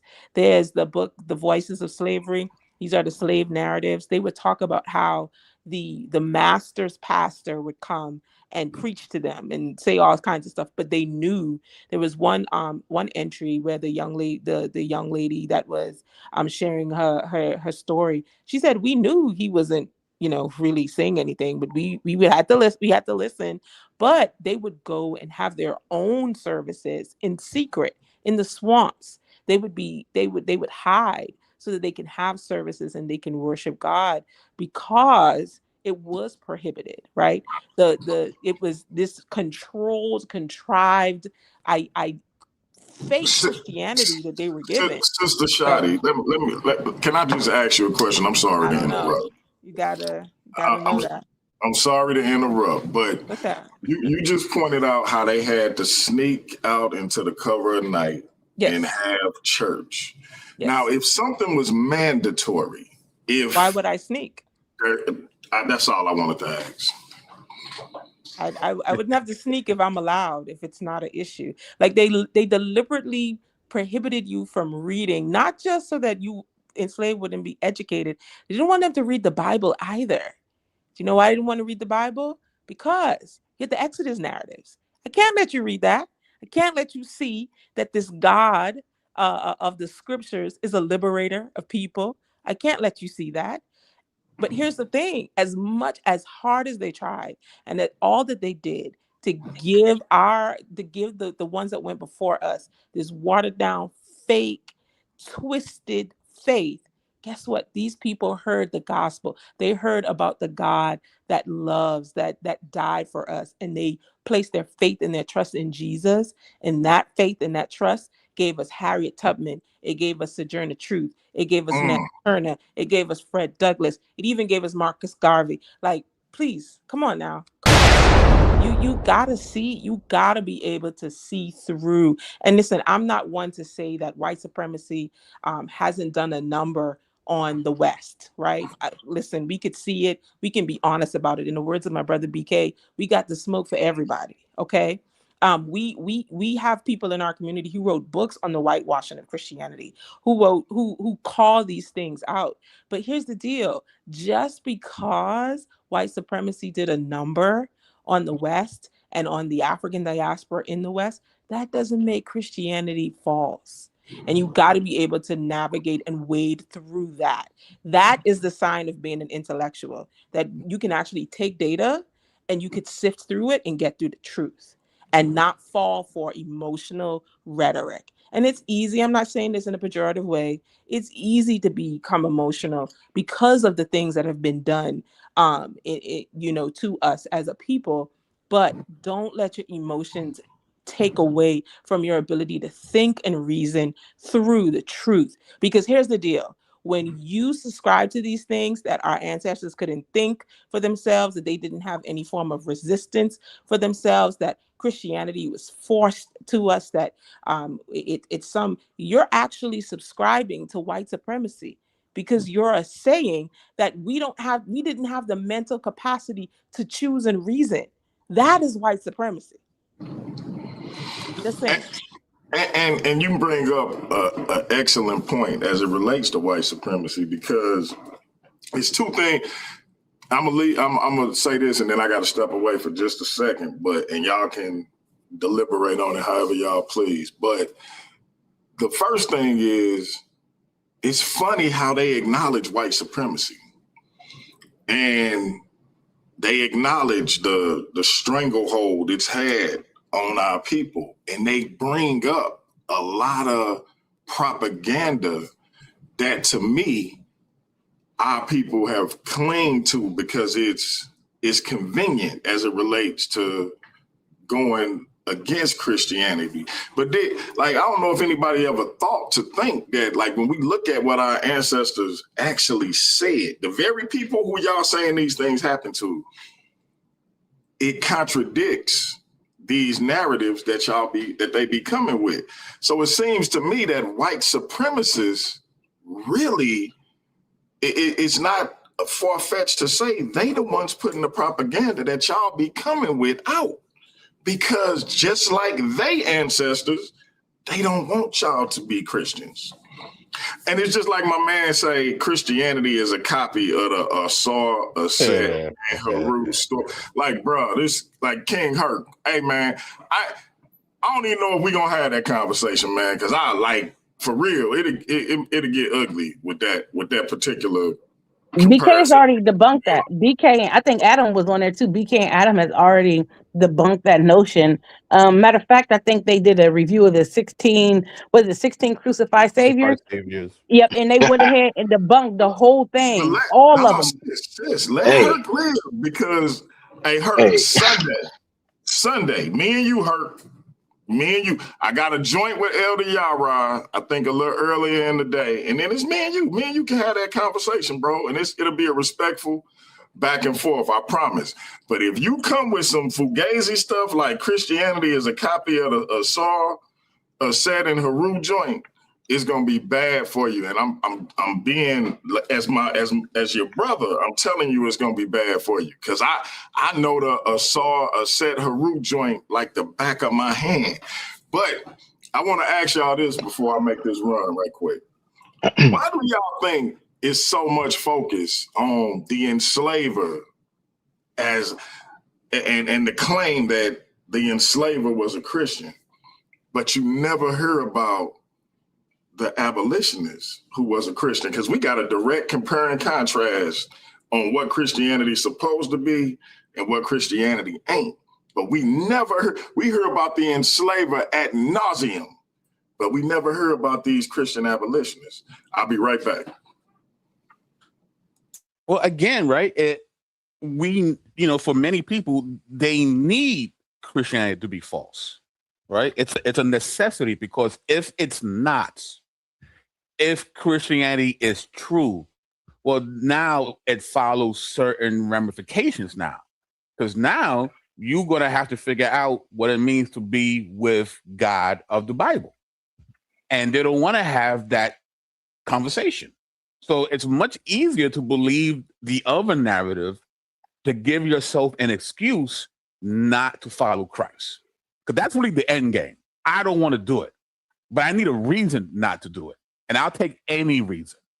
That's why when you look at the conscious community, they all disagree with each other, right? The Kemetic dudes don't really agree with the Hebrew Israelites. The Moors don't really agree with everyone else, you know? And then you got some black atheists mixed up in the middle. But you know what they all agree with? Christianity is the white man's religion. That they can agree on.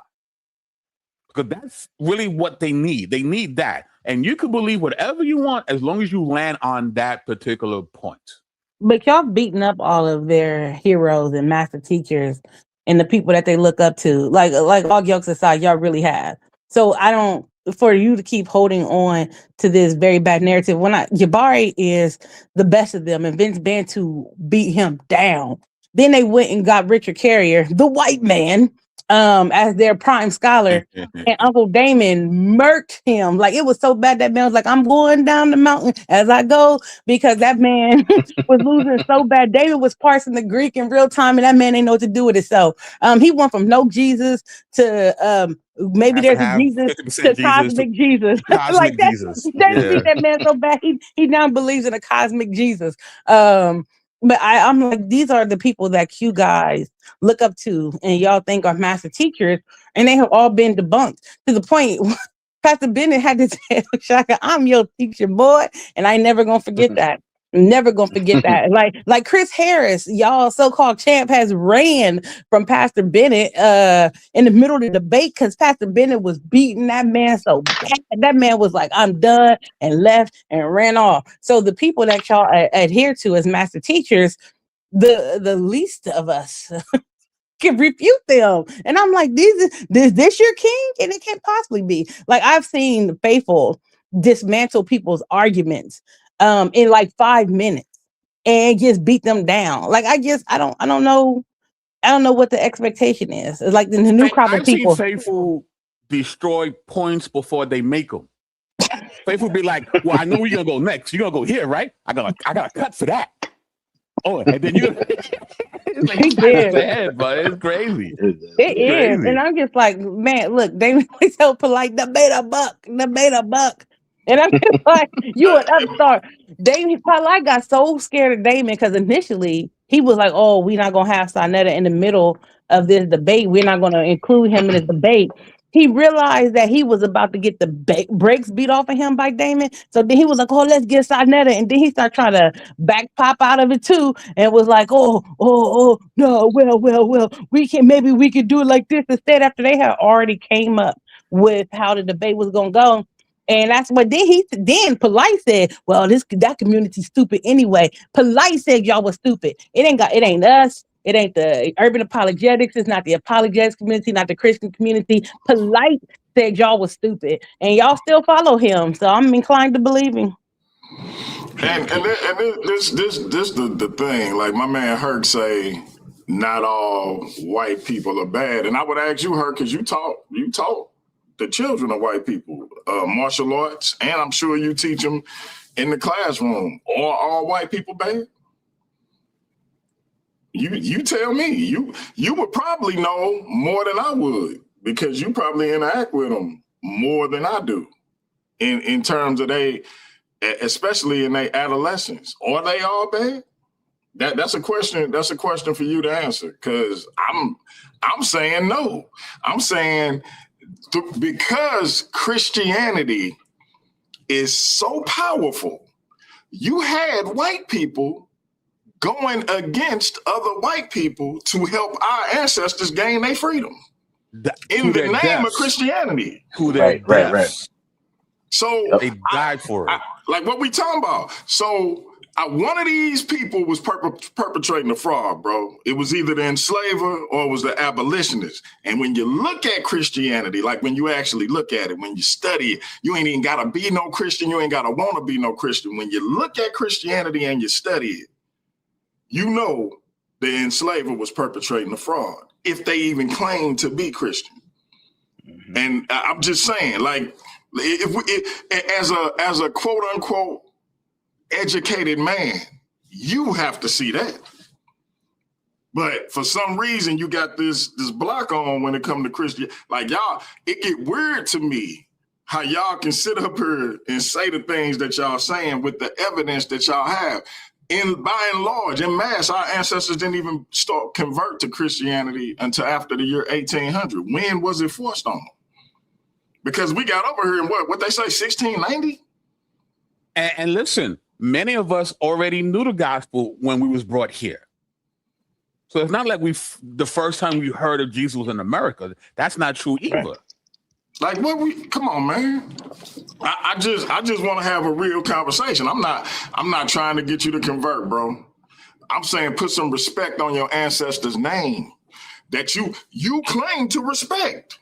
But you clearly think they were some weak dummies if you think somebody can make them believe something, especially when the actions that they seeing inflicted on them and they brethren contradict what they being told to believe, according to your logic, when it goes against the very thing that they said. They said they didn't believe it. And it's a lack of gratitude, too, because you are currently reaping the benefits of these men and women who put their faith in their lives into the gospel. You're reaping the benefits today from what they did. And BK, I'm willing to bet my man ain't never read a slave narrative. Yeah. And I'll say this much too, if I can jump in, y'all. As for the brother, I've never met you, know anything about your hurt, man. But God bless you, bro. I would say this, man. Like, if you are interested, I really would recommend this to anybody, anyway. But in 2022, a movie called Unspoken by the Jude 3 Project came out. I believe it's still available on Amazon that you can either get it streamed or whatever the case is. And it goes through a look into Christian history. All right. And it addresses some of these things about white supremacy. Matter of fact, Adam was on there. We mentioned Damon Richardson. He's on there. We mentioned Pastor Eric Mason. He's on there, amongst other people, among other contributors. And it really takes a good look into these things, and it gives you options and a nice bibliography that you can go back and hear what they have said, and then go and check their sources. All right. And I think that would be probably the biggest thing. You have the right to believe whatever you want to believe. And none of us on the panel, I'm going to speak for everybody here, but none of us on this panel are against Black empowerment. Not a single one of us. However, I will say this, that I, for one, I know BK, I know Shell, I know Shadi. I'm going to say for BMG and for Faithful, like, nobody wants to empower Black people based on lies. It's unfruitful. It's unproductive. It doesn't help anything. You can't help anybody. You can't help your fellow man, your brothers and sisters. You cannot help us if we're going to be building on shaky foundations based on lies. You just can't. And with some of the things that have been brought forth, with, again, someone mentioned the world's 16 crucified saviors by Percy Graves. There's I think it's one of the 6th edition. If you look that up online, I believe it's the 6th edition. They have a disclaimer on there, and this is from a website called internetinfidels.org or .com, whatever it is. Okay, they're not Christians, and they tell you whatever is in this book, read it with a grain of salt, because none of it's been verified. Okay. And y'all want to sit here and read this stuff and throw it in our faces as if you discovered, the key to slicing bread, you know what I mean? Or whatever the case is, the Holy Grail, as if it means something. All of it is bullcrap, right? And it's like, if we're going to sit here and be like, okay, well, now we can throw away, the baby with the bathwater because of what something else said. And again, this is, how many times, BK, you brought this up on your channel and talk about like different ones, Egyptomania and all this kind of stuff that was big in the 1800s, and all of these guys were pseudo scholars, all fake scholars. None of them understood any of the hieroglyphs. None of them studied any of the language. Most of them had never been over there. You know what I mean? Some of us are still believing the lie that Napoleon went and shot off the nose off the Sphinx. Come on, stop the nonsense, man. Stop it. And you brought up a good point, brother, about not being able to read the language. But guess what? Like, y'all even owe Christianity the fact that y'all can read the Middle Nature. Facts. Because if the Coptic Christians wouldn't have preserved it, you wouldn't have it. Y'all, look, You're hey welcome. Hercules, You're you keep welcome. saying stop playing with you. You better stop playing with me. BK, are they familiar with your Hermes Trismegistic? I Hermes can never. Trismegistus. I I don't can know if It's never. they Hermes are. all I don't along. know if they That are. that was such a wonderful series. I think that it's worth a listen because it really cosplay that a lot of the modern day ideas about comedicism really came from this fault. These people that couldn't read the metanetter, they had no clue about what these Egyptians actually believed, and then they produced this stuff to you, which were a lot of white people, right? A lot of these people were white men and women who came up with these ideas, gave you this repackaged, Yep. commercialized idea of what it meant to be an Egyptian, in the ancient Near East, and you guys are believing that. And then you got the nerve to say Christianity is the white man's religion and all this stuff. I don't know. But as we That start joint's doing the lily DNA white. test, That joint lily white. That we start joint. doing the DNA test on some of this Not stuff. And yeah, not to mention mm, to your point, have any of these guys ever bothered to look at the genetic records of the Egyptian mummies to see if they're all or by majority even the same people? Like if we're gonna play this game, they're gonna find out that all the evidence goes against their bugged out pseudo narrative about what they think about Egypt and everything else because it's bad. But y'all hitting it right on the nail. A lot of these guys, see, they want to talk about religious folk. They want to talk about us as Christians when they're more religious than all of us, except they have a religion built on lies, on pseudo history, on disinformation. We have a history built on the truth, on facts, Right. objective reality. Right? Right. What we're That's saying is factual. What they're saying is DuckTales. Ooh.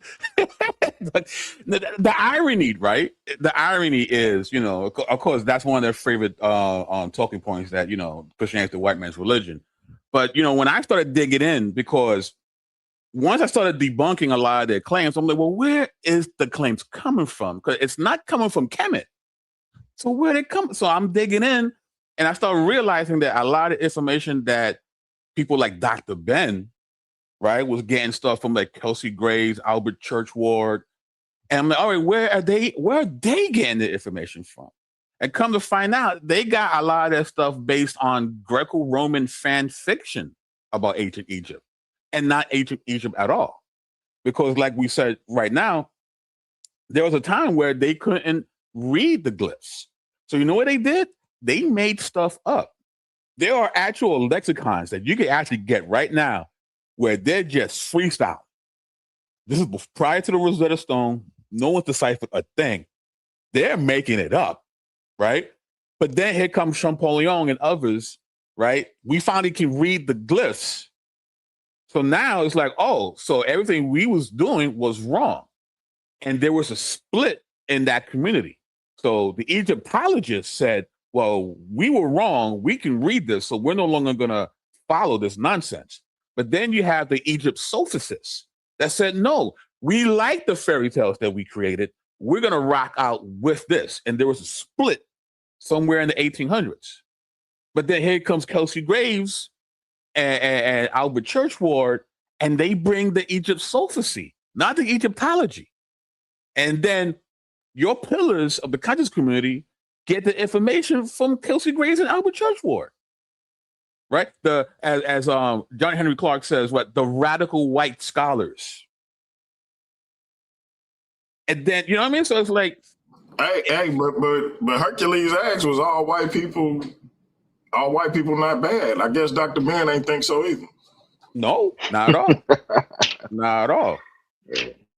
And then when we fast forward, we go into the Harlem Renaissance, and we see that these guys are using, Blavatsky. Yep. And Theosophy and New Thought, and they're cobbling together this patchwork theology. So it's a therapeutic mythology that they created so they could feel better about being black. when all you had to do was go to Genesis. All you had to do is go to Genesis. You didn't have to do all that. Yeah, I want to piggyback on that real quick. Sure. And I think when it comes down to it with the conscious community, with Hebrew Israelism and NOI and all these different types of things, a lot of it is not only just Black empowerment, but it's also answering theodicy. And for those that don't know, it's the short version. Short is asking the question: if God is so good, why do these things happen? Or why do bad things happen, specifically to Black people? Why are all these things happening to us? And yes, let's talk about the evils of white supremacy. Let's talk about the evils of all the things that have been happening with the political climate in the last several years. Shell and I both live in Ohio, and we could talk about Tamir Rice. I live 20 minutes away from the Walmart that John Crawford III was killed at. You know what I'm saying? These kinds of things. All that stuff happened, and the real legit kinds of problems, and not to mention all the things that our forefathers went through here in this country. My family's Jamaican, so all the stuff that we went through, I could, my mom and my grandma and other people could tell us stories about what happened, and the CIA bringing drugs in, after the Cuban Missile Crisis, all kind of nonsense. That you could talk about all this kind of stuff that are not conspiracies, but actual problems that we've seen, okay, and people have experienced. Now, the question is that all of these things do need to be addressed. And all of us have had the experience of experiencing true Christianity and life-changing experiences with Christ, and understand that this is the answer to the question. This is the answer to the problem. Not a fake version of Christianity that empowers bad behavior. You could talk about people claiming Christ on one hand and then profiteering off of the suffering of other people through any kinds of means. You know what I mean? By hostile takeovers of people's healthcare and finances, the housing crisis and stuff like that. People the scripture said that that the love of money is the root of all evil. And you got all kinds of evil. And you got people that are doing all kinds of stuff for money and power. And all of these things, again, y'all, I can't emphasize it enough. These things are foreign to the concept of Christianity and the things that Christ taught, period. All right, they don't belong there. I don't care what you put on it; it don't belong in there. And so these things, going back to the thing on land the plane here, is that all these people are looking for a means to answer this problem. And sometimes, again, we cannot look at lies as the best way to answer problems, real world problems. It needs the truth. Right. And if we're all God's image bearers, then nobody should be taking advantage of other people like that. Nobody should be murdering other people by the color of their skin. Nobody should be treated unfairly when it comes to housing and lending and all these other things that we want to see you be better in this world. None of that stuff should be happening. And I believe that if we all looked at each other, real quick, I'll end here. And if we looked at each other as brothers and sisters in Christ, if we looked at all of us coming in from one blood, God creating everybody on the planet, that we're all image bearers of God, if we looked at that thing truthfully, we wouldn't be doing that to our own brothers and sisters. We wouldn't be doing that to one another. And I would suggest reading A Burning House by Brandon Washington and Whitewashing of Christianity by Jerome Gay. Yep. I would suggest reading both of those books because, especially if you feel like Christianity again is whitewashed and it was forced on our ancestors, both of them do a very great job at. So whitewashed Christianity goes into the history, it debunks a lot of myths, and it talks about like where a lot of these things come from and these ideologies and teachings come from.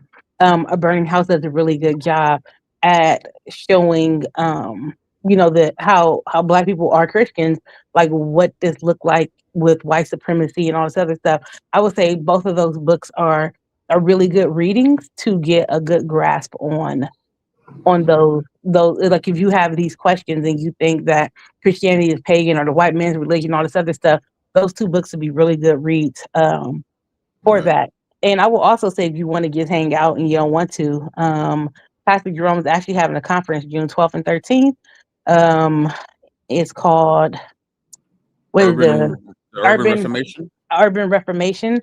Pastor Bennett is having a conference in August in Bloomington, Illinois. If you want to like really get and find out what Christianity actually teaches, the ideology of other religions that come from that. If you want to really get in depth in the community and find out if your assertions are correct, those are just a couple of things that you can do and a couple of things that you can read. So that way you won't be misinformed when you make statements that aren't true. And if you are only reading books that keep you in a silo of of yourself, you're doing your own self a disservice. When I study, I always study the best scholars of whatever I'm researching because I don't want to be misinformed or misrepresent or miscategorize other people's belief systems. And I think that's unfair to try to use the worst of the adherents and not actually study the best of the best when I'm trying to make a statement or a value judgment against something else. And so I would definitely suggest to read those. And again, if you want to read actual Black scholars, um, Pastor Mason has Birth Over and Apologetic books out. Again, Pastor Jerome Gay has a Church Hurt. And if your anger is from something that happened in church, and that's why you believe that, Church Hurt is a good book to read as well. And again, going to those conferences, I would definitely do that. And I will also tell most people, even the ones who just debate on this channel, to look up what syntopical reading is, because I think it'll help some of y'all on here when you are making arguments, when you're debating, when you are reading to try to make value judgments and statements. I think learning how to do syntopical reading will greatly help you in both of those areas. And listen, man, y'all better stop playing with Michelle Turner now. Y'all see, she don't even tout her education. Like when she in the chat, she just be getting on y'all neck. But y'all better stop playing with her. And shout out again to my man Nobody, because I don't know if I ever told nobody this, but I'm gonna say it right now because it is the truth. I think it was my first or second conversation with him is where I really began to realize I wasn't necessarily in a state of unbelief. I was just angry at God. I had lost a daughter in 2002, and I lost my grandmother. And that kind of, I had been teetering the line, so to speak. And when I lost my grandmother, I hopped off the fence and I just landed on the wrong side. But it was my first or second conversation with him when we started talking about, I hated the book of Job, right? And I was like, what difference do it make if God gave him more kids? He lost his kids. Like I had other kids after I lost my daughter. It didn't make no difference. I still mourned my daughter. And he told me about some situations he had in that same vein, and his faith and his belief, like it almost unnerved me because he was so steadfast. And I was like, his situation was actually, I don't want to compare tragedies, but it was more significant in that not that my grief meant less than his, but what happened to me happened to him twice, and his faith was unshaken. And so I was kind of unnerved by it because it made me have to hold a mirror up to myself. And even now, I think back, I think I told you this, BK, shout out to my man Cannon. I ain't gonna get into right his situation, but steadfast in his faith. And so it just it's like I'm constantly getting examples of not having an excuse no more. Like you had that little run for 7-8 years, but you ain't got no excuse no more. Like you see what it's like to stay the course, and you understand what that take, and you getting examples in young men who even younger than me. I work with a brother, and y'all please pray for Ray Dixon, Ramon Dixon. The brother 37, 38 years old, and he need a heart transplant. And you can't tell him nothing about God. And he facing they got to find a heart got to become available, it got to be a match, and then he got to get the surgery and go through that process, and you can't tell him nothing about God. So I just salute to all the brothers, a lot of them younger than myself, who God put in my life and helped shine a light on where I was, and help, as the it say about the prodigal son, help me come back to myself. So I know we've been on for about 2 hours, man. Y'all didn't grace the brother. If are y'all ready to wrap it up, or y'all want to keep rolling? We leave that up to BK. This is his world. We just try not to get fined. Yeah. I think we did good. I think we did good. Yeah. Okay. I'm gonna let everybody wrap it up in their own way. I'm gonna keep Don Alfredo last, since he made this thing happen. So we'll go ladies first again. I start with Shotty Mills. I hope I said that right. Oh, she left. What you want? She fell off. He said Jesus might not be done with you, but I am. Nah. There you go. I'm just playing. No, she is literally one of the smartest people I know. And you did bring up I don't bring up my education. Oh, there she goes. Are she back? Okay. Let her speak a piece. Yeah, go ahead, close out, sis. Who, me? Yeah, we're wrapping I'm up. sorry, my line dropped, so I didn't hear what was the. We're closing out, so everybody's getting their last. Oh, sure. Well, first of all, thank you, DMG, for the opportunity. It's always good to be with the crew. This community just is a godsend. These are my brothers and my sisters for life.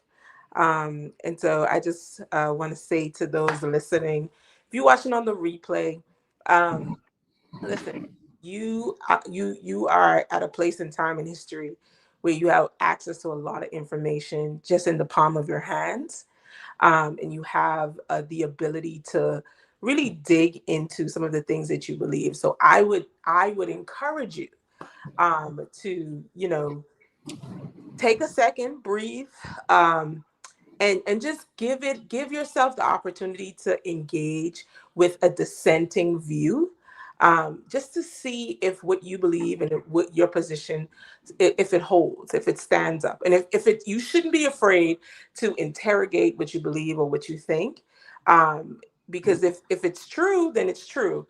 But if it's not true, then you have to challenge yourself. Am I going to walk away from that? And as always, I just want to share just the gospel with you all. Like, listen, we have in Christianity is, first of all, it is it really is the best answer to reality, to all that we see. We have a loving God who looked into the brokenness of this world that came about because of sin. And he decided that he would come and step into our brokenness, and he would become like us in every way, except without sin. And he would die for us, so that we can be reconciled back to the Father. That is the type of love that you cannot buy, that no other God, no other system is going to provide for you.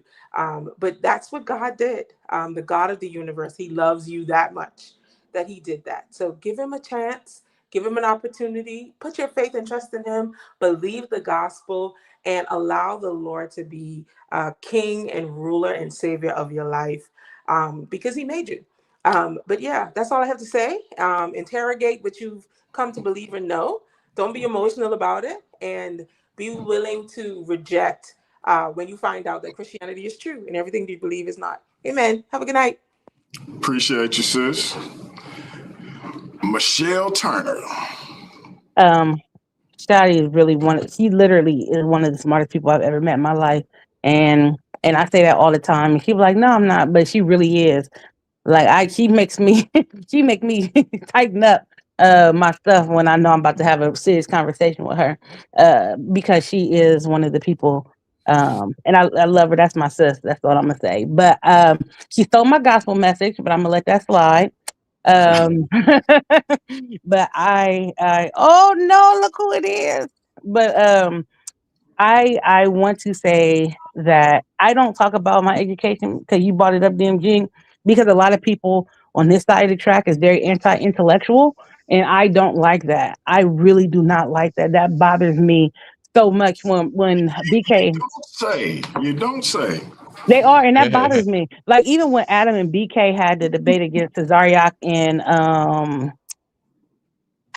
what his name? What's his name again? Akkad? Yeah, I was about to say something. Yeah, I was about to say something else, but I'm letting it go. When y'all had the debate, like he was like, the problem, look them books behind you. And then like when Uncle Damon and Pastor Jerome had the debate with the dudes the day before, they said the same thing, like, oh, y'all reading. And so it shows me that across the conscious community, it is a lot of anti-intellectualism, and that is not a good thing to have, especially if you're going to tout that Black people is the blueprint and Black people is this and Black people is that, and then you refuse to acknowledge education, and then when somebody with an education come and make a statement to you, and you pretend that you know more than somebody who have studied in the area that you are referring to, you really ought to be ashamed of yourself. And I believe that you guys can do a lot better. Then y'all be like, read the miseducation of the Negro and read From Babylon to Timbuktu. You want me to read books that my 13-year-old cousin will refute at 13? He will refute them? No, thank you. But I really do want you guys to do better when it comes to that. And I think it will hone your debate skills. Your debate skills, because DMG hosts a lot of debates. That's why I'm bringing this up. Your debate skills will be a lot better if you guys did that. Like, I laugh and I joke, but honestly, y'all run from the Slim Reaper because he actually is educated and he will smoke all y'all, and y'all know he smoke y'all. I don't, without even studying, and I don't even like to debate. I would easily come and refute some of y'all. It's just not worth it. Because I don't want to be like, oh, it wasn't a fair fight. She's a woman, because you didn't got smoked. But I digress.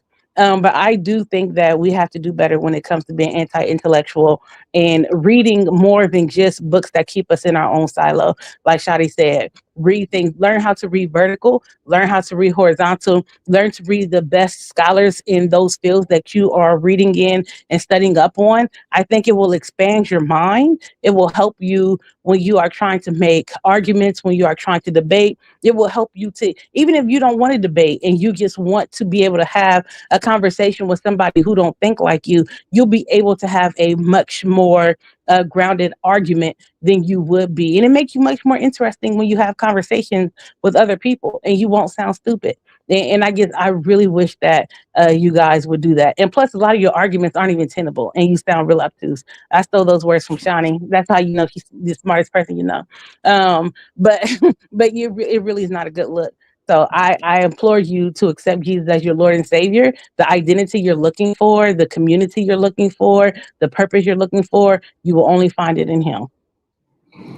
There it is. And listen, we got a late edition, but a welcome edition. My man, my brother, y'all brother. What's on your mind, bro? I was having everybody close out, but now they might want to stay on for a little bit. Those shot enough by go military my Hagadash. Right when the Abos thought they were safe. Look who showed up. That's like, get him, Doc, get him. Yeah, we got the whole conscious community covered. You know what I'm saying? Yeah. 12 tribes charted in the building. The 12 tribes charted in the building. 12 tribes, tribe of Gad. You better believe it, yeah. And just so you know, bro, I know you know, but the tribe of Gad and the Seminoles are different. So yep, Reuben. They say that the tribe of Reuben, but we gotta ask them. What Seminoles, fam? Seminole proper or the Eastern Band of Seminoles? Because they different. Y'all don't know that. Y'all don't know that. Oh, you got to hit him with that Don DeMarco. No. Hey, but yeah, fam. I'm definitely gonna have my brother back on, and we're gonna talk about all that. Definitely. Yeah, I apologize for the late. I had some family stuff to take care of, but I think everybody's settled in for now.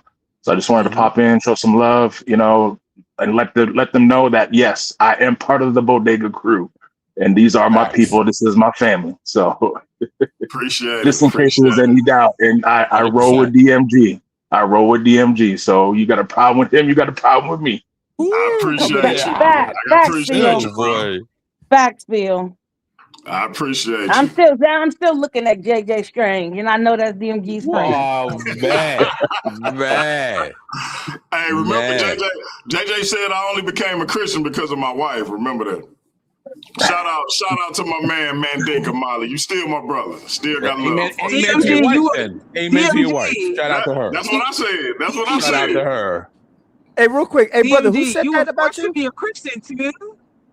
Hey, I said the same thing, BK. Salute to a praying wife. You hear me? Yeah, I mean.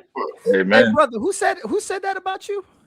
Mandinka Molly, aka JJ 7000. JJ 7000, Mike. Man, JJ 7000 y'all seen the police records. Y'all seen here we was go. beaten up on, right? Y'all seen the police records, right? I know y'all seen the police records. That's my You gotta think for You was doing good. You was doing good. You gotta think for the hey, he got that's still my bro. We good. Shout out to Mandinka Molly. Oh man. Oh man.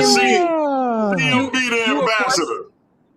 Wait a minute. I just want to say that DMG has has unquestionable loyalty to. Never mind. Never mind. Be nice. I'll be nice. DMG's like you know how somebody look crazy and their friend be like, I see you stepping down, all you killing them. That's DMG. No good. Well, they got one tooth and their shoes leaning to the side. Listen, I just try to hold to what I say at the beginning of every show. And so we can disagree without being disrespectfully disagreeable. If you black, I'm with you, etc. So I try to stand on my word until they force me to go another direction. And we've seen that. You were forced to be a Christian too. Oh man. Yeah, I know. Like his ancestors, Johnny, like his ancestors, he was also forced to be one. Yeah, like yeah. His ancestors. He had no choice. It's just strangled. But that strangled to the cross. And listen, I'll tell my man JJ this. That's how I knew I was winning that debate. When he said that, I was like, oh yeah, I'm winning. He kept saying he kept trying to say it was bad. That debate was terrible, but JJ loses all his debates. So do Chris. Chris is not the body involved in the bunch either. Chris just won the Worldview Wars. Chris didn't win. Chris did not win. I listened to that. I listened to the debate. That man rigged up the road. He rigged up the road and didn't use not one. Then he tried to use the scripture, used them all wrong. I was very disappointed. Turner, let me get to CMB the ambassador before you have people running away from my debate league. CMB the ambassador. Close out before Michelle Turner turn my debate league on his ear. Yeah, Shell can tear up a house, man. We love her for the pieces for that. You know what I mean? Yeah. I'm glad you're on our side. But yeah, man, just shout out to you, brother. Thank you for having us out, man. I really appreciate you, man. I think it's our first real interaction, man. So shout out to you, brother. Appreciate you and for trusting us to come out here to do the thing, bro. So closing out, I am a pastor. Actually, finally, I'm going to admit that, BK. But yeah, I'm an associate pastor at a local church in Dayton, Ohio, Faith Life Church. Shout out to my church family. You know what I mean? And we enjoy participating in these kinds of things, and we do it in real life. We ran up on IUIC. They ran IUIC off the block. They haven't been back. God bless them. So this has been a couple years now. So anytime y'all ready, come back. Yeah, but that's that thing, man. We do this in real life, like for real. It's not just for show. And we're not just keyboard warriors. We actually do believe in and are devoted to and love Christ. I really take that, to heart. And y'all, I just want to read this quote real quick, and I'm sure some of us have heard it before, but for those who haven't, please listen. And here's a quote. It says, "I love the pure, peaceable, and impartial Christianity of Christ.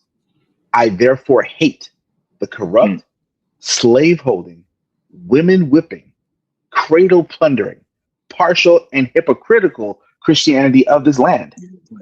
Indeed, I can see no reason but the most deceitful one for calling the religion of this land Christianity.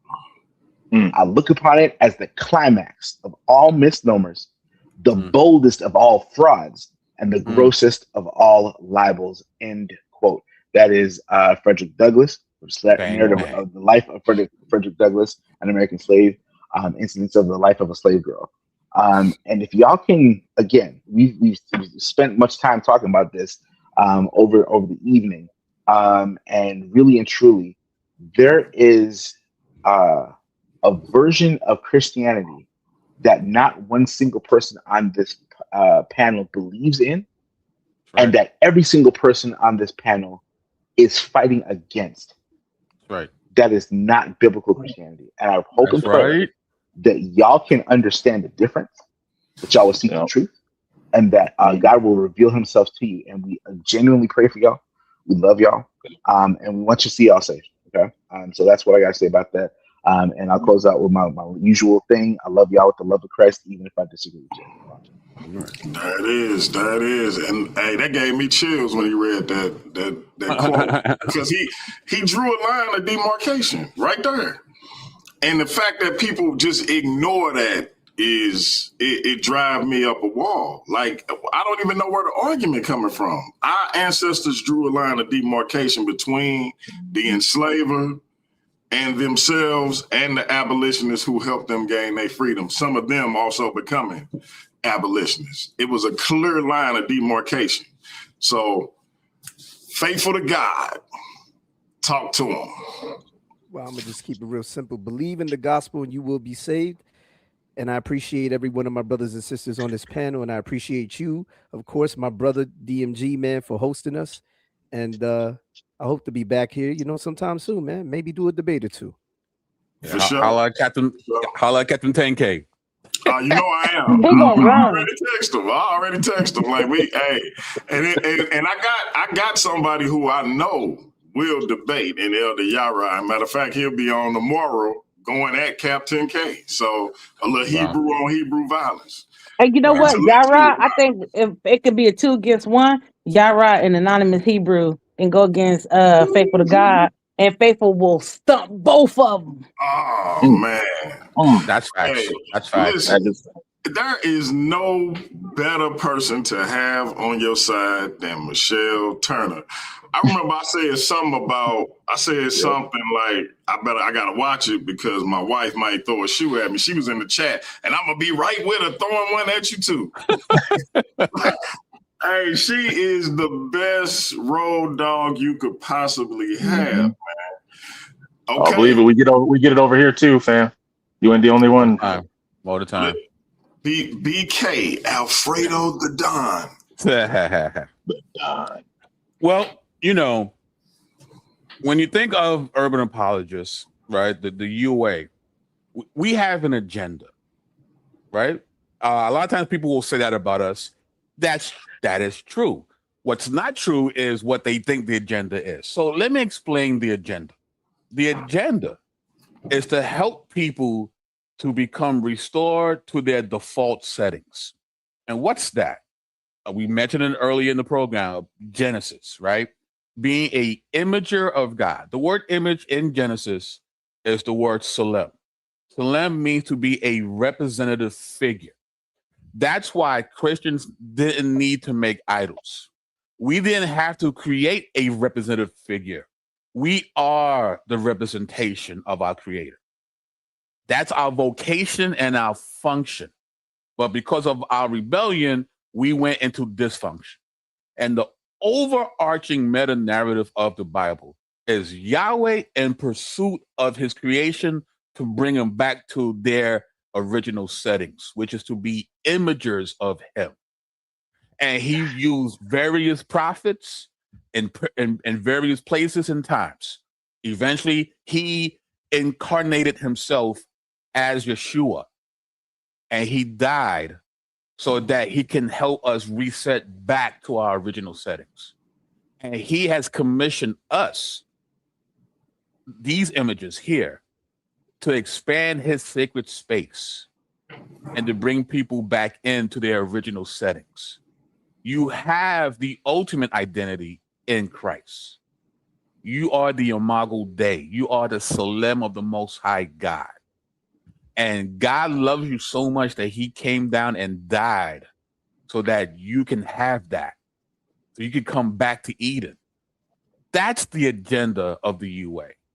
We want people to get their sins forgiven, to be in tune with God's spirit, and to come back to an Edenic identity.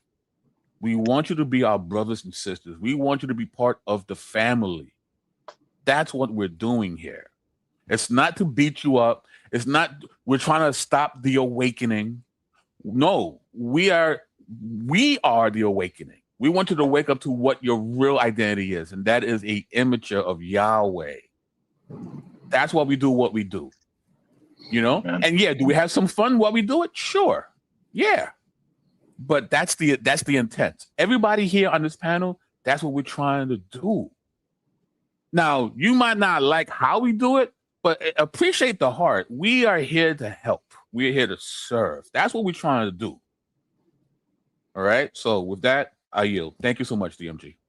And we appreciate it. And there it is, man. Listen, I appreciate y'all coming on. It was definitely an honor and a privilege to have y'all.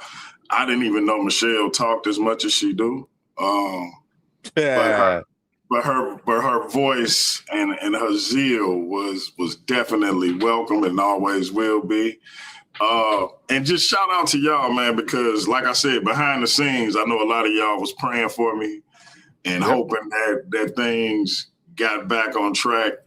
And if you know my story, you know, hey, it was, my wife is a steadfast Christian, always have been. She was raised in the church. And so, you know, challenges came in the marriage, challenges with the children, because I've been telling them one thing and now I'm doing another thing. So you had a lot of things had to happen for God to get this thing back on track in a way that I didn't even realize what the consequences of. Because what if one of my kids or all of my kids decided to follow the path that I was on, and now here we are. And I've experienced that with friends who, in talking to me, they went a particular direction. And now that I'm back, as I like to say, I came back to myself, as BK was just explaining. Now we have some difficult conversations, and I'm finding myself with a heavy heart because I feel like I'm part of the reason they on the path that they on. So it's incumbent upon us to follow and learn and gain information as it pertains to not just the Bible, especially the Bible, but in our own history, because we got some notions about our own history that's just not true. And the more we learn about that as it relates to the Bible, the easier it is for us to see how our ancestors came to what the decisions they came to, and why it's so natural for us to follow the path we follow. And so salute to everybody that came on the panel. Salute to those who couldn't make it. Shout out to my sister D New. She was one of the people who I was engaging with earlier, real early on in vocab chat. So definitely appreciate y'all and the work that y'all been doing for the time y'all been doing it, and y'all keep up the good work. Shout out to the chat. Shout out to everybody that joined in. Those who know they played a role in me getting back on track, I salute y'all as well. And tune in. Tomorrow I said Sunday, but I got Elder Yara tomorrow from 2 to probably around 3:30. We're going to do it for about an hour and a half. But he is countering what Captain K said about John the Baptist. And then hopefully Sunday, either way, I'm going to have an open panel on was Christianity forced on our ancestors. Hopefully Hercules will come up and join me, and we can have that back and forth since he was losing his mind in the chat. Hercules, you still gonna be my brother afterwards, man. You may not like me as much, but you still gonna be my brother. Look, I'm a little baby Hercules. Yeah, and we ain't gonna even talk about, him being an African spiritualist with the name Hercules. We ain't gonna talk about that.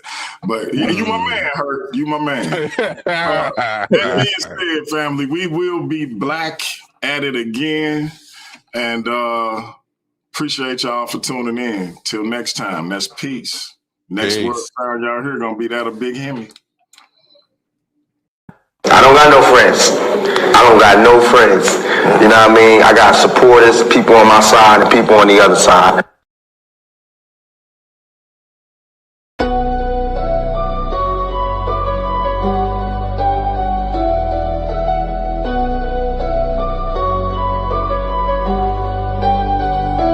Welcome to the shift where the whole room blows. DMG vibes got the city on go. Stand on what you know, every mind gon' grow. Since you flat, I'm with you, let the whole world know. Paradigm light, yo, shine just right. Respect your view, even if we don't align right. We can disagree and still keep the love tight. DMG family, we elevate the mind right. This that channel that be talking back, energy attack. Iron sharp as iron, watch the whole league react. Competition in the building, better tighten up your facts. We ain't clones, but we still mirror how you crack under impact. Every debater work hard, spot a weak, rep fast. You live wrong, paradigm shift and break your stance. I'm the judge, the jury, the pen, the contrast. My bars hit always like a quadruple, buying the shift where the whole room glow. DMG vibes got the city on go. Stand on what you know, every mind gon' grow. If you black, I'm with you, let the whole world know. Paradigm light, yeah, we shine just right. Respect your view, even if we don't all align right. We can disagree and still keep the love tight. DMG family, we elevate the mind right. We invite every mind, long as you stand on yours. Walking with respect, leave with open doors. Channel stay lit, views jumping off the boards. STL bounce, yeah, the spy from the source. Competitors, welcome, step up, don't fold. We don't fit pressure, we refine under low. Thoughts heavy, we press them till the truth get told. Shift so clean, it feel platinum even when it's gold. Come through correct, bring your logic and your proof. Speak your truth, just don't run from the truth. We debate with grace, that's the paradigm groove. Flow so smooth, even turbulence move. Welcome to the shift where the whole room go. DMG vibes got the city on go. Stand on what you know, every mind gon' grow. If you black, I'm with you, let the whole world know. Paradigm light, yeah, we shine just right. Respect your view, even if we don't align right. We can disagree and still keep the love tight. DMG family, we elevate the mind right. Where the whole go. DMG vibes like a city on go. Stand on what you know, every mind gon' go. If you black, I'm with you, let the whole world know. Paradigm light, yeah, we shine just right. Respect your view, even if we don't align right. We can disagree and still keep the love tight. DMG family, we elevate the mind right. Welcome to the shift. DMG vibes got the city on go. Welcome to the shift. Stand on what you know, every mind gon' grow. Welcome to the shift.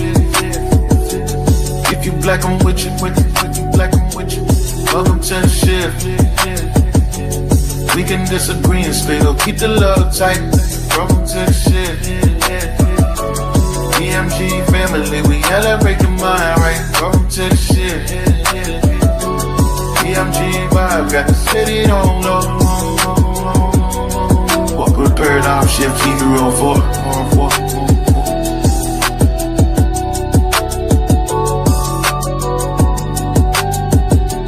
Y'all know I say that greeting for one reason and one reason only. It's because if you black, I'm with you. And I hope that you with me.